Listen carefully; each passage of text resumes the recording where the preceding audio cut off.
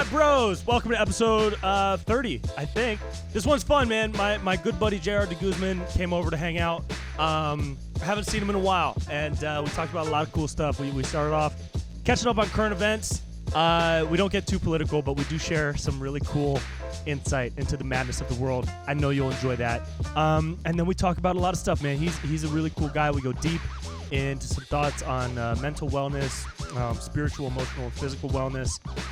Talk about our comedy journey, share some fun stories from the road, and we end it with a good old-fashioned talk about aliens, our favorite, okay? So you'll enjoy that. JR is a super funny guy. He does stand-up comedy and music comedy. He has an album out right now called Dual Citizen. You can get that everywhere. He has a 15-minute special on Netflix, so check that out. Just type in JR de Guzman into Netflix and you'll find it. And he's an awesome dude. So I know you'll like him. I know you'll love him because I do. All right? So please enjoy episode 30 with my man, JR de Guzman. Being nice. Oh. No. Yeah, man. No, you do. I mean, yeah. Yeah, you do look vascular. What have you been doing? I got some solid veins right now, dude. What's that from? I think drinking water. I think drinking water. Dude, man. For real. Do you drink water? I do, but I don't have veins. I don't know. Am I not drinking it right? What the hell? Yeah, you got to really drink it. You got to really want to drink it. You know what I mean? Mm-hmm. I wake up, I drink I don't know, at least 16 ounces right away. Okay. Of water. Yeah. So I think it's that, but I also eat healthy and work out a lot. I've been seeing that you make pasta from home and stuff. I do. Yeah. I do. I got really into that, dude. Let's be real. Yeah. Is that for the ladies? Do you know what I mean? Or do you really love doing it? I really love doing it, bro. Okay, I like that. Ladies, I don't respect give a that. dude. Ladies, dude, because I got a little turned on when I saw that. Did you? I kind of want to fuck Brent. I mean, I want to turn on everybody with my pasta, dude. Everybody can come get this noodle. You know what I mean? Yeah. Everybody can get this noodle. I did want it a little bit. You should come over for a pasta night. I'm down. I was doing it during. I thought that's what this was. So I feel a little bit deceived, to be honest. Nah, dude, I do not want to do this. And all of a sudden there's bro. Cameras. I'm still waiting for the So pasta. you're just coming over expecting pasta and walking into a trap. Yeah. Yeah, I started doing that. You know how everybody was making bread Mhm. during quarantine? Yeah. Like everyone was just making sourdough bread, banana bread, losing their grip on reality. Yeah, that's that was the escape, the outlet where they're like, okay, everything's fine. Let's create carbs. Yeah. So mine was pasta. Mhm. And I made pasta when I was a kid with my mom. Yeah. She taught me how to make it when I was 2, 3, that's cool. not 2 or 3, but 5, 6, 7. Yeah, so it's a little therapy session for you right now. Yeah. Dude, I look back on March it's a nice time. through now. Yeah. I read all the Harry Potter books again. Wow. I'm watching all the movies again. Okay. And I made pasta the way I did when I was a kid. Yeah, so you've kind of become you've tapped into all the things that make you happy a little bit. Yeah. I think that is what it is. That's cool. I tried to reconnect with the foundation of my joy, Yeah. which is everything from childhood. Yeah. Which I think is what everybody For should sure. probably do more of, considering we're all gonna go down in flames soon. I mean, it feels like that every day, which is why I do respect that you are doing so much right now, because I lose so much motivation with I'll be like, dude, I'm gonna fucking start a podcast. I'm gonna fucking start a company. In fact, I'm gonna start everything. I'm gonna start a business, dude. Bro, Gary V, dude. Dude, Gary V and David Goggins, I listen to it so much. David Goggins is a nut, dude. He's hardcore. Yeah. So, nut, good, bad, or neutral for you. Oh, he's great. Yeah. He's great. But I laugh sometimes when he's like, so intense. I'm running. Fuck you. If there's a lion and it bites your leg off, fuck it, you're a bitch. Yeah. Dude. If you die, you're a bitch. Fuck you. I'm running. Did you cry because your family member died? Bitch. Damn. Man. Is he your boy, though? Is he your guy? Is he your go-to? It helps me stay motivated. So cool. I need a balance of David Goggins and therapy. David my therapist being everything's okay, JR. You're enough. You're worth it. And then David Goggins being fuck it, you're a bitch. You're a bitch. I need someone to remind me I'm a bitch every day. Yeah, that's cool. That's cool. Yeah. Therapy has really helped, huh? It has helped. Yeah, I think it's been a good I need to just. It's like a car. I need to check in every once in a while and be like, how's this car doing? Yeah. That's important, dude. Mhm. I think you got to do that with your mind and your body, right? Yes. Yeah. Do you do that with your body enough too? You know, I do. Let's talk about my body. Let's talk about your I've been body, wanting bro. to talk about What's my going on body with your body, here. dude? It's You know I feeling- love bodies, Yeah, dude. yeah, dude. I'm a big fan of bodies. Fuck it, show don't tell. No, but you know, I was asking about your vascularness because, dude, I would say my pasta has been exercise during this cool. entire quarantine. That's great. Quarantine, whatever you want to call this. Yeah. And I have. I'm about to get canceled on here, but I've been going to like jujitsu too. So. Oh shit. Yeah, it's kind of like there's like a group of guys we get together and we all know that everything's good and. Oh, because of COVID stuff? Yeah, because people don't want to touch fuck each that other. shit. Yeah, all that stuff. I mean, I'm glad you're doing that again. Yeah, thanks, That's great. man. Thanks. That's yeah, great. and it's like I know there's some people who are going to be a little bit more cautious for it, but I feel like I don't know. I feel generally pretty safe doing it, and I take like all the right precautions and stuff, which whatever it is that you can do. Yeah, dude. I'm just of the I mean, I've talked about it before on this podcast. I've talked to people about it all the time. Like, Yeah, I'm so over that shit. for sure. You know what I mean? Like, Yeah. we're. I'm just too afraid of that's everything and now, everyone all the time. Now, I live in fear. where does that come from? How has that evolved? And did How you has have it that, evolved? Do you Did you mean- have that before March, Oh, interesting. or did that fear rise up in March? I Because a lot of mean- people have lived in such a state of You mean fear. in just this year? I'm sure Yeah. this year has been a bigger thing of it, but I don't. I do care what people think sometimes. And all that stuff. Yeah. Like, so there was a time period in the beginning where I was afraid to post certain things. I didn't post anything for like 2 months. You mean about like topical issues? Anything. Anything. I just stopped and like Mhm. because I just saw too much on social media of people attacking each other for everything. Yeah. And you could be on the same side as somebody of any issue, and then people would still attack you like, I don't like the way that you're arguing for our side. Right. And I was like, well then shit, what do you post? But Yeah. but I do think you just have to stand your ground, whatever you believe, Mm-hmm. and be genuine in that stuff. So, Mm-hmm. yeah. And stand But- your ground and yeah. leave room for learning new things that Yes. might go against your ground. Yeah, still be willing to listen and understand. I think that's the biggest thing is like be willing to learn from it. Yeah. No matter what. You could be wrong, I could be wrong, everyone could be wrong. Yeah. And if somebody has a good valid argument to that, I want to hear it. So how about just specifically on the topic of like being around people and getting back into the world? Because you're doing Yeah. jujitsu classes, I am. which is great. Yes. And I fully support. Yeah. But you even had some hesitation telling me that. Oh, dude, I looked around. Which is I looked at interesting. the cameras as Making if they're sure- the cops or yeah, make whoever's. sure no one's you in know. here, but there's definitely cameras that are going to show this Yeah. to many people. Yeah. So what? That's really interesting. Yeah. Because I've been back on the road a lot, and Yeah. How's okay? I have like full comfort Mhm. now. And I was just talking to another comedian about this the other day. Yeah. And they were like kind of shocked that I was That you're going on the road. going on the road and that I'm doing meet and greets when people want to. If somebody wants Yeah. to take a picture after the show, I'm gonna take a picture. For if sure. they come up to me with their hand stretched Mhm. out, Just shake I'm it. gonna shake it. Yeah. Yeah. You know, if someone comes up with a mask on, I'm gonna take mine out and put it on because it's clear that's that this what person. they're. So yeah, you're Yeah. you're sort of respecting every. Yes, thing, and, yeah. and it's also like the living in fear thing is such a crazy issue right now because so many people's minds have been like Yeah. warped into believing there's like a zombie like Mhm. plague outside. Yeah. Yeah. And there's so much conflicting information too about like I think there's oh, well, so much different information. You could create the storyline you want to create with it. It's like a yeah, choose your own story. 100%. So if you wanted to think it's the apocalypse, you could. yeah. If you wanted to think it's actually fine and all of its If bullshit, you want to think it's a also could. hoax, you totally can Yeah, because there's yeah. legit science to back up both of those things. So it's Mhm. like, what do we believe? I almost feel You like know? it's everyone's own tobacco industry where you can lobby to, you know what I mean? Yeah, Like thank you for totally. smoking. Totally. You can do that for your own argument now. Yeah. No matter where you're at. Like Yeah. it can be yeah. Yeah. But okay, so but like with traveling, all that stuff. So I guess like yeah, where are you at with all that stuff? I'm good.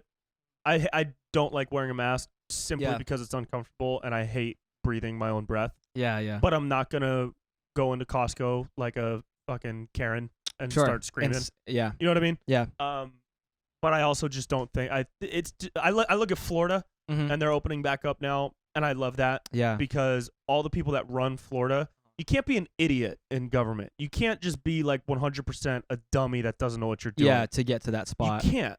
For sure. The dumbest person in the world could like, or I just, I look at those people that have been in government Mhm. making these decisions, and they can't just be ignoring science and facts and reason. They have to have some Sure. backing for Sure. the moves that they're making, you Mhm. know?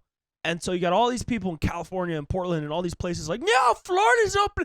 They're Yeah. going to spread it to everywhere. Have you been back to SAC? Oh, you a little bit. I'm going to Davis next weekend. Okay, Yeah. yeah. Oh fuck, I love Davis. But I live in Placer County, Mm-hmm. and it's hardcore. Dude, there's like Is that that's Trump Town? hardcore Trump Town. Yeah, dude. yeah. Hardcore. Yep. And it's pretty open.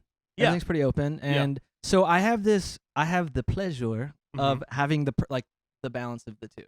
I can see all the people who live, for lack of better words, a little bit more of like the liberal bubble and more Yes. like the conservative bubble. Yeah. I would consider LA like very much a liberal bubble. Oh, 100%. And even in Placer, like there was like a van driving around like with a speakerphone.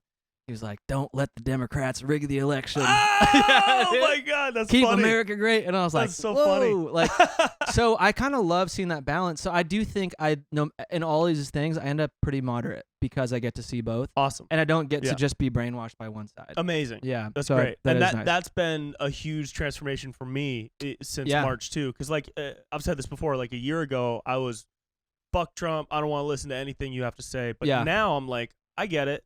Sure. I might not agree, but I get it. And it's like, Yeah, especially going yeah. to like Texas and hanging out with my buddy JP Sears Mhm. and seeing all these different parts of America that I never had the opportunity to learn about before. Yeah.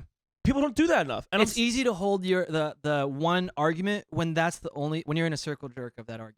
yeah. Versus like yeah. when you talk to people and they're smart, intelligent people and they are on quote unquote the other side of a belief or something, Mhm. it makes you have to question it because you Yeah. want to be like, oh, well, let me see why you think that way. Oh, you actually bring up some good points, and I think I'm in the same boat with Yeah. that stuff. And you know what's funny, dude, is like I think I hate using these stupid terminologies of left Uh-huh. and right, but I will. I know. I keep using it, and I'm like, that doesn't feel right because it's just like, Yeah, It's just what you there's so much believe. more than that. Yeah, Yeah. but I'll use it now. I think the left gets Yeah. like way more mad and like perturbed and like Yeah. upset when you go against what they have to say. And it's also like who you been hanging out with that said that, bro, dude. And I it's was also, talking, but I'm it's talking to also, this girl who said the same thing to me. Oh, really? Yeah. It's true though. Yeah. There's like a sensitivity about people on the left believing that what they believe in is the right way and truly just. Yeah. And there's people on quote the right that No, that I do do the same agree. Like, thing. I think there's I don't want to interrupt you. You had Yeah. a thought there, but there is like a truth to the stereotypes too. Sometimes, yeah. like there is something there, and I think it's like it's a more. It is. Fuck, I hate to say it. It is like a softer side. It is. It is a softer, more is. sensitive, 100%. Like, You see that in audiences side. too, dude. Like Yeah. I've been doing these new bits on stage, and they're kind of ripping on both sides. Uh huh. And I did them in Houston, Texas, and Yeah. then I did it in Arlington, Virginia. Uh huh. And it like You this is your bit? yeah. Or okay, yeah. Yeah, And you're jokes that trying I've it with the recently different written. with the different audiences. Yeah, Houston and Arlington, Virginia are both red. They both lean right. Okay. Okay. And so I did these new jokes about like Trump and Biden, and I'm kind of shitting Yeah. shitting on both of them. Yeah. The audiences in Houston and Arlington, Virginia loved it. Yeah. Fantastic response. They're down to hear shit on everybody. Yeah. They were out to have fun, Mhm. right? Mhm. I get back to LA. I do a backyard show for Yeah. a bunch of people. Yeah. Like, dude, crickets For to the sure. same bits. Well, the same second jokes. I do feel like the second you give any, there's some places that are like, okay, left. Yeah. That if you give any sensitivity to the right, you're almost like they think you're a monster. Yeah. Or like, how could you even, Right. Which, But that's the man. thing. That's the Yeah. thing right there, right? Is like Yeah. a lot of people on the left, they're like, Mhm. why are you humanizing these things? Why are you Yeah, because they're humans. exactly, dude? And that's what happened. Yeah. That's what happened in 2016. You'll talk to like really strong Hillary supporters or Mhm. like really lifelong Democrats, Yeah. and they'll be like, "What? We never should have humanized Trump's behavior." Mm-hmm. And it's like, dude, you didn't treat him like a human, Mm-hmm. so that's why you lost. Because I do think there was a lot of angering and fueling the more that you say, oh, he's stupid, racist, or whatever, a lot of people would that shit doesn't go. work. Yeah, I think it would, Yeah. it would actually fuel the love for 100. Trump. It makes instead of- everybody who likes him like him more. Yeah. And it's a psychological thing. And so now I don't look at personal shit anymore. When I am choosing between like who I like or what sides I agree with on different things. Yeah. I don't give a shit anymore. Calling Sure. it's like calling you'll hear people call Biden a pedophile, right? I know. Dude, my It's so jiu-jitsu- stupid. I want to at jiu-jitsu, we were talking about we were talking about like the pedophile ring and stuff. And there's Yeah. like kids and stuff running around, but Oh, he was like, "Hey, you're going back to like LA and all this stuff." Yeah, he's like, "Heard about that pedophile ring, right?" Like, bro, was he serious? yeah. I mean, well, the thing is, dude. Well, now, I don't want to he- play this down he's because not human saying it was trafficking is a serious. huge No, deal. 100%. Yeah. 100%. Yeah. But well, and it's what he was saying was like he doesn't know whether it's true or not, but there's he was like starting to say there's certain things about it that he could see.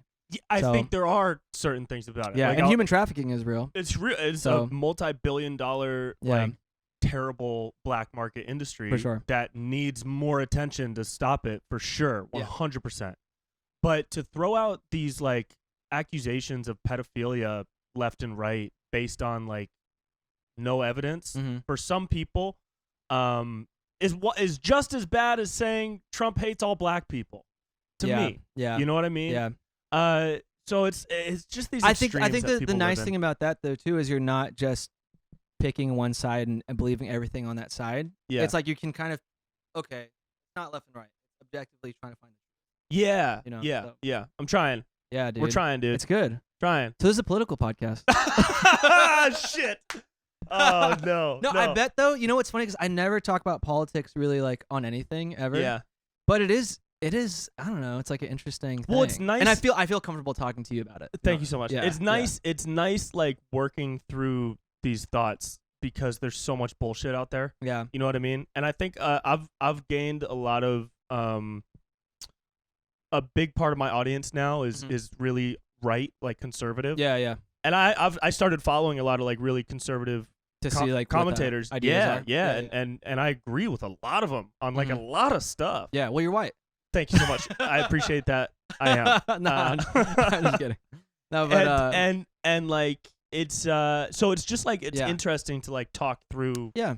especially now in these crazy fucking times. Yeah, you've been able to. I mean, I think you've been able to balance out. Yeah. And hear everybody instead of limiting yourself to only seeing like a certain level of like ideas and Yeah. stuff too. Yeah. So, Yeah. It's crazy, man, because even me, I'm still afraid to talk to people and admit to them like, oh, I understand. Like, Yeah, some well, of you can't those say things. it's like you Yeah. can't say, oh, certain friends. I agree that Trump did this right. You can't Yeah. you can't say that or And else why you get not? labeled a terrible why person. not? Why not? Right. Because it's like, it is, oh, man, it's like, he is our president. You know, he is the Right. president of the country. He has been running it. And it's like, we haven't just like fallen completely off of. No, dude, the Yeah. country isn't burning. Yeah. Any president is gonna do stuff that half the country Sure. doesn't like. Yeah. You know what I mean? Yeah. And I was talking to a pretty conservative girl, and that helped me see a lot of my ways.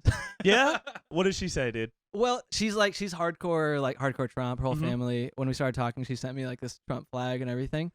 And dude, I know so many of my friends that would be like, "Don't talk, you know, whatever, all that Yeah, but you stuff." can't do that. I know, dude. Yeah, And I hate that. the thing is, like, I've never been that person. No Cool. matter what, if you like vote for something, I'm not like, "Oh, dude, you're a monster." How Right. could you even do that? Right. But no, she was saying like she kind of helped put it into perspective for me too, like that whole thing, like he is our president, and like, you know, she was like, I supported Obama, and she actually likes Biden from before, like he came and spoke at her school and when she was in college, and it did help me see like there's a balanced Yeah. life you can have. It doesn't always have to be the extreme. Yeah. So Yep. yeah, but I think it was Louis C.K. who said once that like every president should switch. It should be Republican for 4 years, Democrat for 4 years. yeah. You know, but then I don't know if anything would ever get done. 'Cause It is takes also 4 weird. years to push some policies You through. probably know more about this too, like, or have heard about it, but it is weird that I don't know enough about politics to try to go into this deeper, but like the two-party system seems weird. Oh, it's completely that you're corrupt. one or the other. It's totally bullshit. Yeah. Yeah. It's 200, 300 years old, Mhm. right? I'm of the belief that all that shit needs to be looked at again. Like Yeah, just yeah. because all these old men wrote the Constitution and Bill of Rights doesn't mean we can't change some shit up as this country evolves, you know? And I'm not saying like, oh, let's write in the Constitution that you can identify as a burrito. But, yeah, sure. although you can if that's what you want to Dude, do, that's and how I I will feel. call you a burrito. You better. But Yeah, I would love it. Yeah. but it's like there could be some things that we could like revisit. You know what I mean? And one of those things could be the Electoral College. Could be just because of the distribution of people that's different now than it was when the Electoral College is established. That could be revisited, right? Or the two-party system. Why not incorporate a third one? Well, I mean, the reason it always comes back to money. Yeah. And that's kind of where my brain shuts off because I haven't looked into it enough. Yeah, same. But it's like, I'm like, why is it this way? And it's like, well, why don't you go look it up? And I don't. You're gonna find out that it's money. Yeah. It's always. I do money. think a lot of everything comes down to money. Even the way we get fed our information and the information that we get is 100% based on lobbying and lobbying and subsidies that different like. I've been watching Succession, so. Oh, Succession's so good, dude. It's so good, bro. Yeah. I can't wait for it to come back. I want to do an impression of Kendall. Oh yeah, dude. It's like some like just have the like background music too. Yeah. Yeah. I'm not doing cocaine. You know, I don't know, some shit like that. Yeah. But yeah, it it all comes back to that, right? Like I did this video about news anchors and how news anchors are trained, and one of the lines was like, we instill fear because that is what keeps people coming back, and that's what sells ads. And I got a message or a comment from someone saying, hey dude, it's actually not the ads, it's because all these news stations have government subsidies. And I forget the information from there. It's like trying to hang on to water in your hand, but all the info is just falling out. But it's for whatever like case, you see that there's something driving the information that we get. It's not always just facts. No. Yeah. No. And there are only a few places you can get straight facts these days anyways. But yeah, it's money. And money's a fucking nightmare. And I've never had a lot of it, so I've never really liked money. Dude, we're never going to get to be corrupt and see what that feels like. I know. Wouldn't it be fun? It would be pretty cool, dude. Bro, wouldn't it be cool to be like hella corrupt? I want it. I just don't. I can't afford it. I try to be, and like I can't even afford this. What does being corrupt look like to you when you think like, oh, this person's corrupt? What does that mean? Oh my god, dude. Well, everything in my head goes to the Philippines, where you can just do shit, and then someone's like, "Hey, why did you do that?" And I'm like, "Why not?" And then you just walk away. Yeah, a little bit. Bro, that's wild. Yeah, that's your homeland. Yeah, Mr. Steal Your Girl, and no one can do anything. That is my homeland. Yeah, were you born there? I was born there. And when did you come to America? I came to America when I was like about 1. Okay. Yeah. Yeah, that's right. So pretty quickly. And you have a song about this, but you have like kind of a cool upbringing story, dude. Oh yeah. Or at least some fun moments of living in different places. What story are you thinking? Right? When you were living with your parents and yeah. Will you tell me about your childhood, bro? Okay. You immigrated. You have a family of immigrants. Yes. Which is really cool. Yeah. Jealous? Yes. No, but yeah, we moved so we were born. I was born in the Philippines. We all moved to America, to LA, and then there's the whole. I think you're thinking of the bit of like living in the storage unit and all that stuff. Yeah. I like how you're like, yeah, fun times. Fun times, right? That must have been fun, right? You guys all had a corner. I was like, which fun experience? Oh, the storage unit, yeah, dude. No, yeah, I had my little like play corner. Dude, it was so fun. Was it actually a storage unit? It was like a garage that was converted. Wow. Yeah, into like a I don't know, like studio or something. How old were you? In a bathroom. I was like 1 year. Cool. 1 year to like 2 or something. And then, dude, I went and visited it here like a few years ago. Like the area. It was Eagle Rock. And it's actually pretty nice now. It's like I think it's like they've added like an extension and stuff like that. So I might move back in. So. Yeah. No, but yeah, then we lived in LA until I was like 5, and then I basically grew up in Sacramento. Okay. Yeah. You moved from LA to Sac when you were like 5, 6. Yeah. When did music come into your life? Music, man, since like grade school, I was in choir. Yeah. And I remember doing this dare with everybody where they were like, dude, wouldn't it be crazy to like just show up and like do choir? Like, yeah. Because it's so dumb, right? Choir is so stupid. Wait, like a prank? Like, well, because like the guys were like too cool to do choir. This is like 3rd grade or something, you know? 3rd grade or 4th grade. And I was like, yeah, dude, fuck it, let's do it. I was the only one that went. So they didn't show up? Yeah. So I don't know what it was. There was like even in 3rd grade, 4th grade, there was like, you know, like just what's the word? Like gender stereotypes. You know? Yeah, yeah. And so it was like I was the only dude in like a whole girl like choir, basically. Oh my god. And then I stuck with it. I liked it. Was your voice like an angel? Did they? Yeah, they regretted everything. Yep. Right away. Like, Yeah. oh my god, he's so talented. But yeah, no, I started singing really early on, and then I picked up like piano and drums. That was like that was my first instrument. Piano and drums. Do you Yeah. still play drums? I do. Cool. Yeah. So you did piano and drums. When did you pick up a guitar? So when I was 17, I was like dating my first man, Mhm. and Yeah. then I switched just sort of for my career. And no, I was dating. I was dating this girl, and my buddy played guitar and like sang. Yeah. And we're all hanging out, having a good time. He starts singing, and she's like, "Oh my god, I never noticed how cute Chris is." I was like, "What? What the fuck?" And so that's why I picked up Because of the guitar. Yeah. Yeah, like so I knew there Bro, was something that's so there, funny, man. dude. Yeah. Everything we do is was always to is impress for girls, women. man. Yeah, I know. that's it. That's literally everything. I don't even want if girls didn't want you to be successful, I wouldn't be chasing anything right now, 100%, dude. dude. I'd be pretty content. When I was a PA on like commercials and music videos, I PA'd on a Maroon 5 music video, and Adam Levine was on set, shirtless and sweaty and beautiful. Would I have sex with him? Yes. Yes. Yeah. and, Yeah. And I heard some guy on the crew talking to him about like motorcycles or something. 'Cause Yeah. Adam commented on his motorcycle or whatever, and the guy asked something along the lines of, "What made you want to like get interested in motorcycles, or Mhm. what made you like enjoy motorcycles?" And Adam Levine was like, "Oh, well, girls, man. Yeah. Everything we do is for girls." That's Yeah, amazing. and then Even but, at Adam Levine. but bro, he went on like a quick little tangent, and he was Uh-huh. like, "Everything we do is for girls. Like if you really trace it back, why do you want to seem cool? Is to attract the opposite sex because you want to have sex. That's inherent in all of us." He said yeah. it was some like quick, like I was like, "What the fuck? Is Adam Levine like a sex wizard? What did he I was just gonna say?" He's like the Steve Jobs of sex. yeah, He's like, it's all really 100%. simple, guys. Yeah. Yeah. Yeah.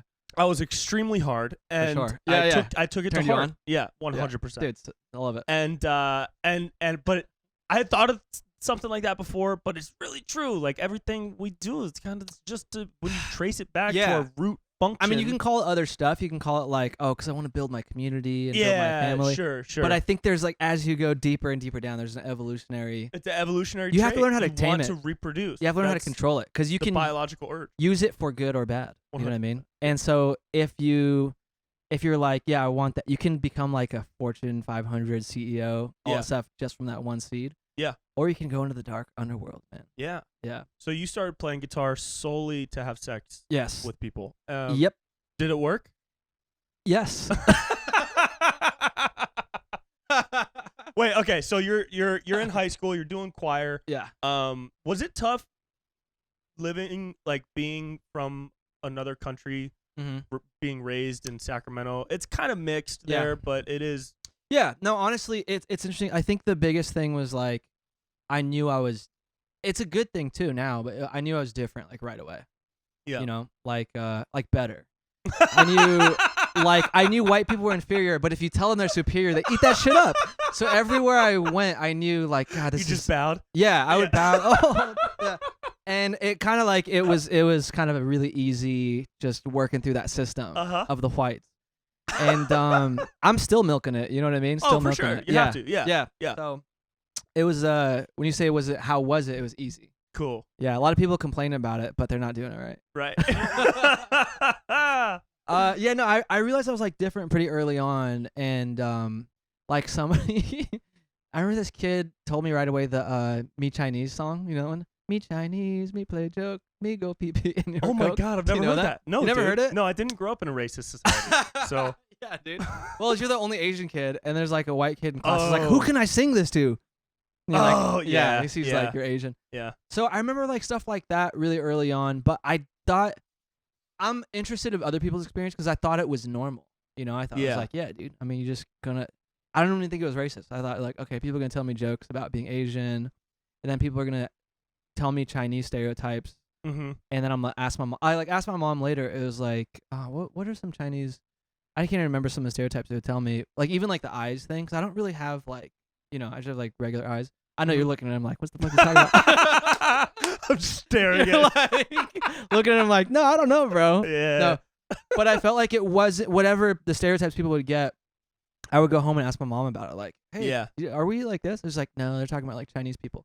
So I did go through some of that stuff early on, but I do think like that was the biggest thing, which is being aware of your difference, which can mean so many things. Because you can have that not by being an immigrant or not by being another culture. You can have that from like, being short or like. Right. I notice people who have something they're self-conscious about as a kid right away usually are like comics or they have something early on that they were self-conscious about that you might not even see now because it's like they've grown up and become so vascular and stuff. Sure. Mm-hmm. But I don't know, did you have something that you were self-conscious about as a kid or anything like that? Or just always sort of like an Adonis sort of? No. I came into my God form only recently. I think when I was young, I was definitely like a little awkward. I was super shy with girls. I remember when I was 15, I had a girlfriend. Nice. And it was so sick, dude. So sick, bro. But I was like, I would see her at school and just kind of like walk by and say like, hey, like I didn't know like, oh, I'm supposed to like hold her hand and walk her to her class, kiss her, and then run to mine. Yeah. And I like had my first kiss when I was maybe 13, so I guess that's kind of average. But I still I was still like kind of nervous and shy with girls. And this girlfriend I had when I was 15, I went to her house one day after school to hang out. She said her parents weren't home. Yeah. And she put on a movie. We sat on the couch for 2.5 hours doing nothing. And then when I got up and I had to leave, we like made out real quick for a couple seconds, and then I like biked home and I was feeling like fucking tight. Dude. Fuck yeah. And then I found out later, like, oh, she wanted to, like, from friends, she wanted to do like a lot more. And I was like, what? Dude, it's funny you're talking about this. Like, I was really shy as a kid. That happens to me still. Mm-hmm. I'll go over it. Like, I won't like make the move until like the Netflix credits are rolling. Yeah. Like, I think I'm ready. And you're like, just thinking about it the whole time. Like, I bet she wants to, but I don't know if I want to yet. Let's wait a little bit. What if I do it and she's not into it? And she'll ask me a question about something, like, and I won't even know the answer because I'm thinking about the stuff in my head. Yeah. She's like, oh my God, what did you think of that? Like the plot of this thing? Like, what? Yeah. We're watching I forgot we were watching a movie. Yep. But so you were kind of like shy. Yeah, I was pretty shy. How did you break out of that? I don't know if I ever did, dude. I so still like don't think I'm good at talking to girls. Yeah. Just like naturally, I don't have that, Ryan Gosling swag. Yeah. Gotcha. Okay. But I mean, I'm better at talking to people just from doing stand up. Yeah. But yeah, there was that. There was like, I don't know, other insecurities. Like, I guess I was raised by a single mom, so maybe like not having my dad around a ton the way my other friends did. Yeah. Probably added a little bit of insecurities. It's hard to pinpoint what that actually did though, because my friends were so fucking awesome that I never felt like I was bullied in 6th grade, but I was never like picked on in high school or anything. I was one of the jocks because I played basketball, and so the insecurities, I think, sounds like there's a lot of different aspects going on. Yeah.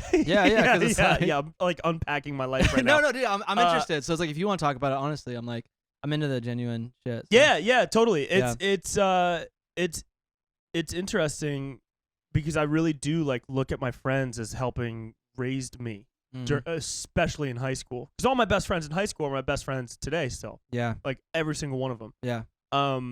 So it's I feel pretty grateful for that, and and then comedy, of course, helped break me out of that shell even more. That's interesting, man. Did you feel like I don't want to go too deep into that stuff. Hit me, baby. Yeah? Sure. Like, did you feel like you in high school, and you were saying like your friends kind of helped?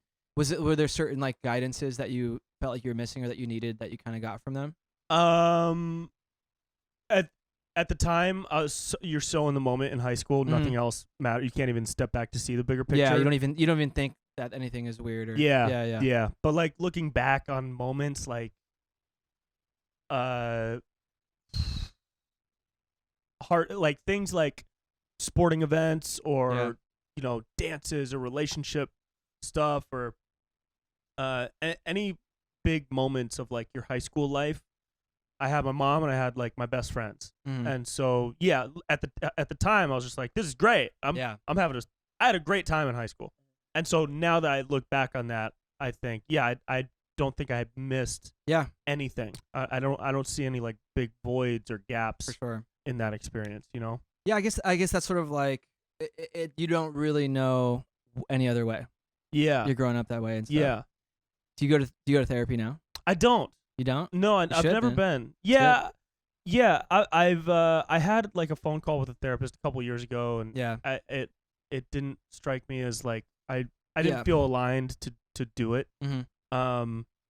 But I have other ways I think of therapeutically cleansing my mind and my soul, you know. Yeah. And I think it's great for it probably would be great for everybody to do it.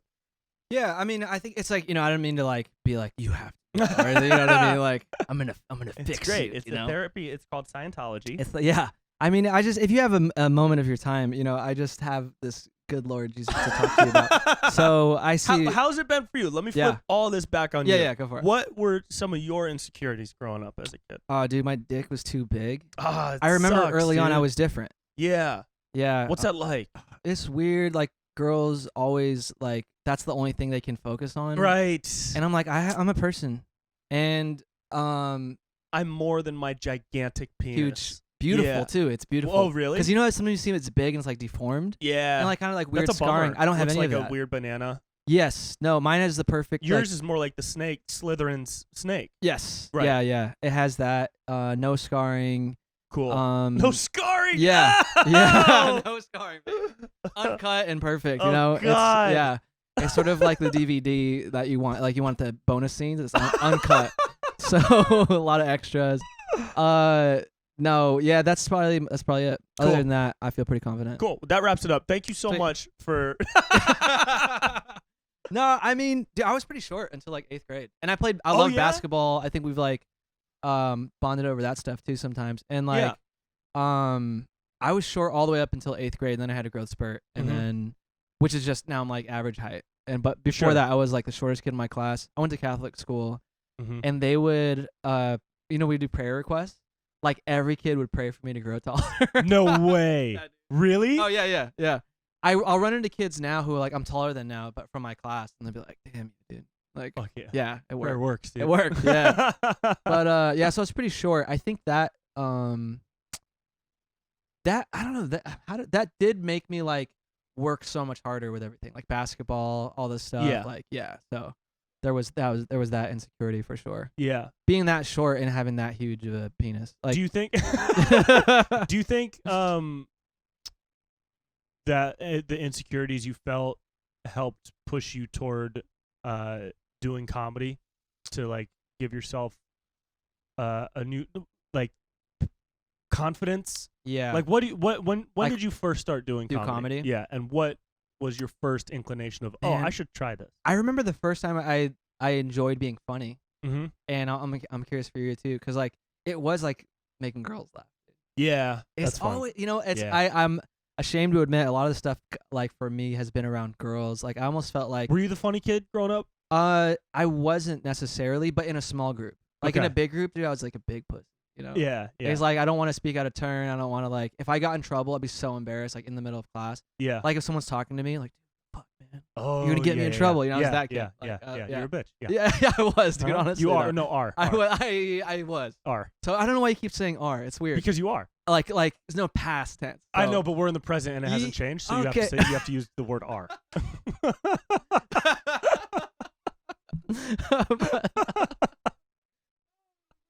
As we were talking about all the David Goggins stuff, dude, it's funny. Like this might be some weird like dominatrix shit deep down, but like I kind of enjoy being called a bitch.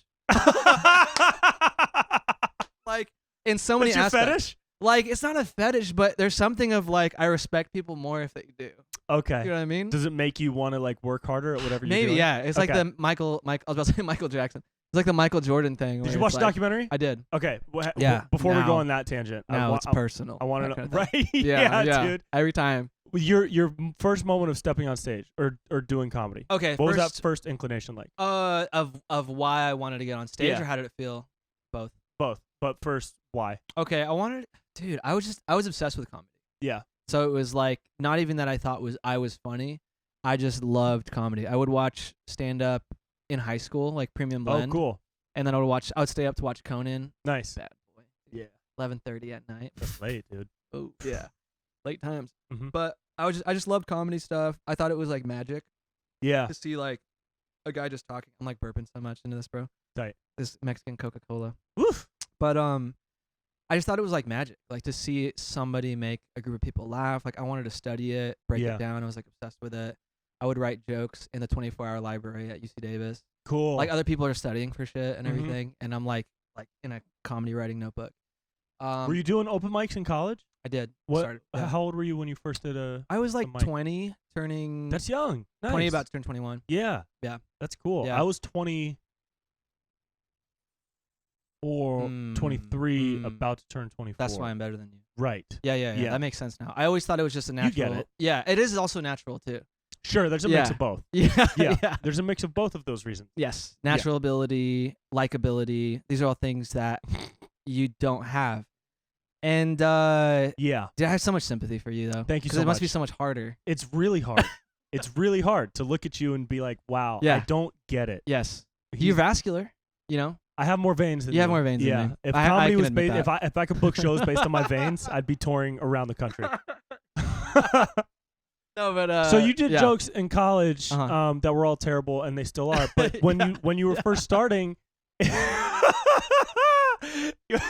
when you were first starting in college, you were at UC Davis, which is where I Yeah. grew up Uh-huh. in Davis, Yeah. and you were going to Sacramento to do little open mic Do spots. you know the Comedy Spot? Yeah, That was yeah. like the first place I ever did open mic. That seems like a nice place. I don't It know was- the people, but It's it very seems nurturing. Nice. Okay, Very- cool. You know, like it's like the difference between doing like alt room and like a hardcore club. You know, it reminds me of the improv space here in LA. Did you ever go there? It's right next to UCLA.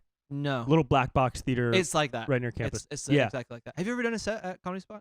Once. Didn't you do the festival? I did or the something? festival. Did Yeah. you win? I got third place. Yeah. And I was heckled. What? Like hardcore during my set. In my mind, I remember you like winning or something. No, yeah. I think I should have gotten second. Okay. The guy who should have won got fourth. It was what's the dude's name? So there was Daniel. Oh no, you can't forget his name, Brent. You can't forget Is these it- people's names. is he from SAC? Stephen Fury got Steven's second great. place. Steven's great. Yeah. Stephen Fury got second place. Daniel Ichis got first place. Oh yeah. From he was originally from like Fresno or something. Yeah. I think he's out here now. And then He's good too. the dude from Sacramento, a bigger black dude, Uh-huh. bald head. I don't see color, so just describe. Oh, you the don't other see color, so features. you don't recognize the history of systemic racism in this country. Interesting. Interesting, You're like dude. ready for that. Interesting. I do recognize that Yeah. as. Go ahead and try to save it. This is the clip that I'm publishing. Okay, This will be the one. clip. Yeah. SemiStar Yeah. JR de Guzman. I love it. Um, Star has fallen a little bit lower. What's dude's name from Sacramento? He's like he's a SAC local dude. Daniel. He's really I think funny. D. Tyler. Yes. Oh, D. he's John great. Tyler. Yeah. So Yeah, he he's got so funny. fourth place, and when He's they great. read his name out for fourth, Mm-hmm. the crowd was like, "What?" Because he did like crush it. He crushed. He's so funny. And then they read mine for third, and they were like, "All right." Yeah. And then they read Steven for second, and they were like, "Huh." Hmm. And then Daniel won first. And Yeah. You applaud. Everybody did fantastic. I thought D. Tyler should have gotten first, and I could have gotten second. Yeah. Wouldn't have mattered. I'm happy for Daniel, though. I love Daniel Ichis. Anybody could have won. Yeah. Pretty much. That But- top four, it does sound like a legit. Yeah. But I got heckled during my set. This person, like, Oh, it weird. was during the finals, and it was like an Did you 8-minute respond set. to it? I mean, you kind of have to. I had right? to, and I did well. But Yeah. I was also like 2 or 3 years in, so I had that Yeah. like that thing where you're 2 or 3 years in and you still sound kind of scripted. Oh, I feel like, and then in a festival situation when there's some pressure, you know, it's like Yeah. you're a little bit like, fuck, like, Yeah, what do I do? like now, you get on stage, you're loose, Mhm. but 2 or 3 years in, you're like tight. Yeah. You can't fuck up. And so this dude yelled some shit about like I had a joke about my girlfriend, and he yelled something like, "Are you sure it wasn't your boyfriend?" It was some Sacramento drunk hick. Yeah, you know what and I that's mean? like worth it for him to yell out. He's Yeah. like, oh my god, it's gonna kill. He's gonna kill, Yeah, dude. yeah. And my response was something like, "No, is that your boyfriend?" Talking to his wife, Yeah. "Is that your boyfriend?" And Yeah. everybody was like, "Ah!" Oh my It like wasn't God. even that good of a comeback. Yeah. but it was all right. They just like to see you like sort of take the gloves off and go. yeah, at 'em yeah. I for had sure. to do something. Yeah. There was something there I was thinking of with the comedy festival in Sac, but the comedy spot. Yeah, comedy yeah. spot's fun. Sacramento's great. I didn't start there, but yeah. I've been there you start out many here? times. Yeah, LA. Okay, gotcha. Yeah, which I Yeah. do not recommend. Yeah, dude. Actually, you know what? I do kind of. If anybody's gonna start doing comedy, I kind of do recommend LA because it's like You have a pretty good lay of what you to expect. yeah, and Yeah. you dive into you jump into the deep end immediately. Yeah. And you sink or swim pretty much. I think it depends on you. Your type of It does. what makes you grow. Yeah. Because Sacramento, other like scenes that are outside of LA and New York are very nurturing. Yeah. And then you can come to LA and grind a little bit. But if there's some people who it's too soft to stay there in other places. Like it doesn't challenge you. Right. LA, I think you can be challenged right away and know what to expect. Yeah. I do wonder, like, I'm like, would I have been tough enough to just tough it out? But then I see people who did, and I mean, great. I didn't know what I was getting into, bro. I didn't have friends in comedy at all. I still don't. Nobody really likes me that much, and so yeah. I'm just doing this for the pasta, So dude. I will make you some. Yeah, if you want actually? some. I would actually. 100%. Doesn't have to be today, but well, or do you? Yeah, I could. You could? I could whip some up. How fast is it? It takes about 20 minutes to make the dough, and then you gotta let it sit for 20 to 30. Okay. And then roll it out for like 10, and then boil it. So it's about an hour and a half. Oh man, We'll see what kind of time we got. Like, that is impressive. We could do the sex. Yeah. Yeah. So I didn't know what I was getting into when I came to LA. I had no idea, or when I started doing comedy, and I think being blind really helped. Being so ignorant, like naive to what? So naive, so ignorant. Yeah. Like it kept me focused on like my own shit. What were your? Or go ahead with that. Yeah. What were your first like rooms and stuff? The first open mics I did were the Improv Space, IO West's, rest in peace. Oh man, that was crazy when they went because I thought it was just a staple out here. Yeah, dude. Yeah. Bummer. There's a lot to be said about the owner. I think. Okay. I don't know enough about it. Was like a to business comment. thing. Yeah. Yeah, and there's questions about her. Okay. But I don't know enough to comment. Yeah. Sure. IO West, Tribal Cafe. This was out when I was out in Silver Lake, so I was doing a lot of the East Side rooms. I did Tribal before. Dude, like talk about a nightmare. It's like that was. But all these spots were great training ground because you never knew. Like you said, you don't know any better too. You don't know any better. You don't know if a homeless person is gonna come in and start singing. Yeah. You don't know if a blender is gonna go off at the Tribal Cafe. For sure. You got waiters walking around, or like servers, baristas, like number 57 in the middle when you're about to to deliver a joke. Yeah. And you got people that are so stuck up with their heads up their ass that they won't laugh at you unless you're their friend because they don't want you to do well. And so it was like just getting pounded into the fucking pavement. The first 2 years I did it. Yeah, if you get through that, I feel like you're pretty good for the rest of your career. Yeah. It was total boot camp. For sure. So, it was great. And then I also went to San Diego a lot when I was starting. San Diego's great. San Diego's so kind of like Sacramento, I would say. Yeah. Because there's a lot of different types of rooms. In Sac, the thing I like the best, I love Sac as a scene, is you kind of have a mix of conservative and liberal. It is a mix. Yeah. And it's like, or Midwest feel and coastal. Dude, whatever. I always said Sacramento feels like Missouri, dude. Oh, yeah? It's like, it's a weird, like, farm. It's turning into but it has gentrified. Yes. Kind of. But so Silicon is Valley Missouri. type place. So are all these other like states too. That's like, true. Like as I traveled more and more, I started to see like what I thought it was gonna be. Like, oh, it's gonna be like there's nothing to do there, all that stuff. Every city I go to now has like the gentrified downtown. Bro, every small town in some has like a dog state cafe has a dog cafe and like a vegan acai bowl place. Yes, that's just way too delicious. For sure, to be in the middle love of it. Kansas. And they're like, who did they make this for? I'm like, for me. Yes, dude. Like, what kind of person here would love this? Right. I do. You do. Yeah. Dude, it's wild. It's crazy. And that's also why people are so pissed about people fleeing California and all these places. Because of that stuff is going out there or what? Yeah, because they want to keep it. I mean, first and foremost, I think it's so that they keep their politics the same. Like, you see a lot of people from California going to Florida or Oklahoma or the Dakotas or Texas or whatever. Yeah. And people in all those places are like, yeah, come here, but don't fucking vote the same way you did. And then beyond that, it becomes a cultural thing. They think it's taking over sort of the culture that they want to. Yeah, they don't want a Starbucks to take over the like Lucy's cherry pie on the corner. Yeah, you know. Yeah, I can see that. So it's interesting, but I'm happy to be back, getting back to it. So you started in Sacramento. Yeah. And then you started doing colleges a lot. Yeah. Mm-hmm. That was like Uh, sort of the start of like being able to do it full time. Right. Right. That was the start of me kind of making money too. Yeah. Yeah. Yeah. Yeah. That was a big help. Mm-hmm. That was a big hit. Do you like doing colleges? It's half. You Yeah. know? I think anything. I've heard someone say this too. Like, I'm grateful for all of it because I think anything that we do in entertainment, if we say like any complaints, you just look like a dick. You know. Yeah. Yeah. But so I'm totally grateful. It did change my life. It depends on the show that you get. If you know what I Yeah. mean. Like when you show up, it depends on the setup, all that stuff. And I'm willing to work with any setup that they give me and give them the best show. But then there are times where you have to like kind of muscle through like. Bro, a set give me a story of a I muscle did time. one in the library.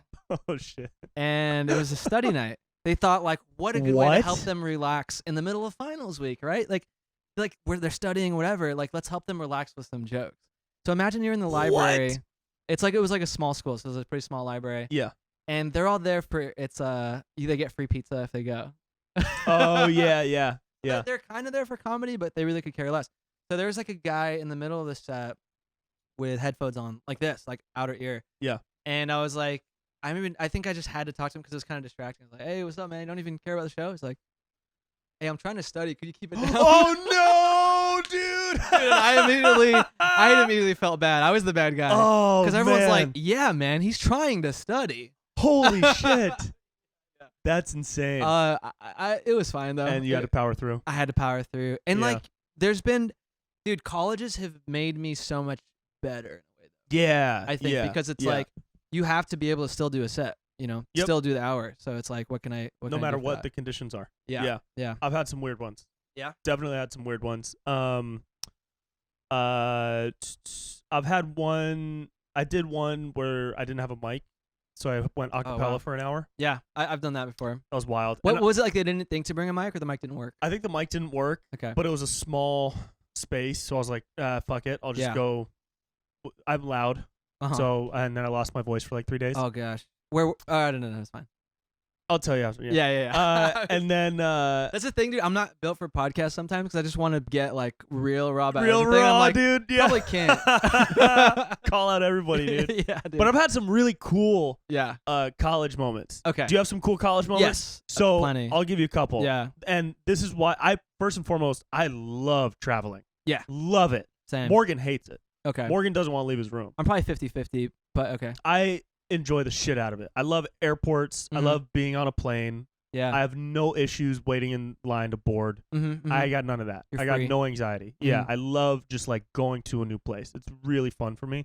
So every time I do, I try to like experience some new like cool thing Yeah. Yeah. and try to be in the hotel room as little as possible. Oh wow. And it's given me like all these cool little like life moments, Yeah. dude. Like I was in I think this was in Missouri. I did a 6-hour road trip from one side of the state to the other. For another For college. 2 colleges Okay. that were like 2 days in between, but Yeah. the flight would have cost like $700 because the Mhm. airports are all small out there. Mm-hmm.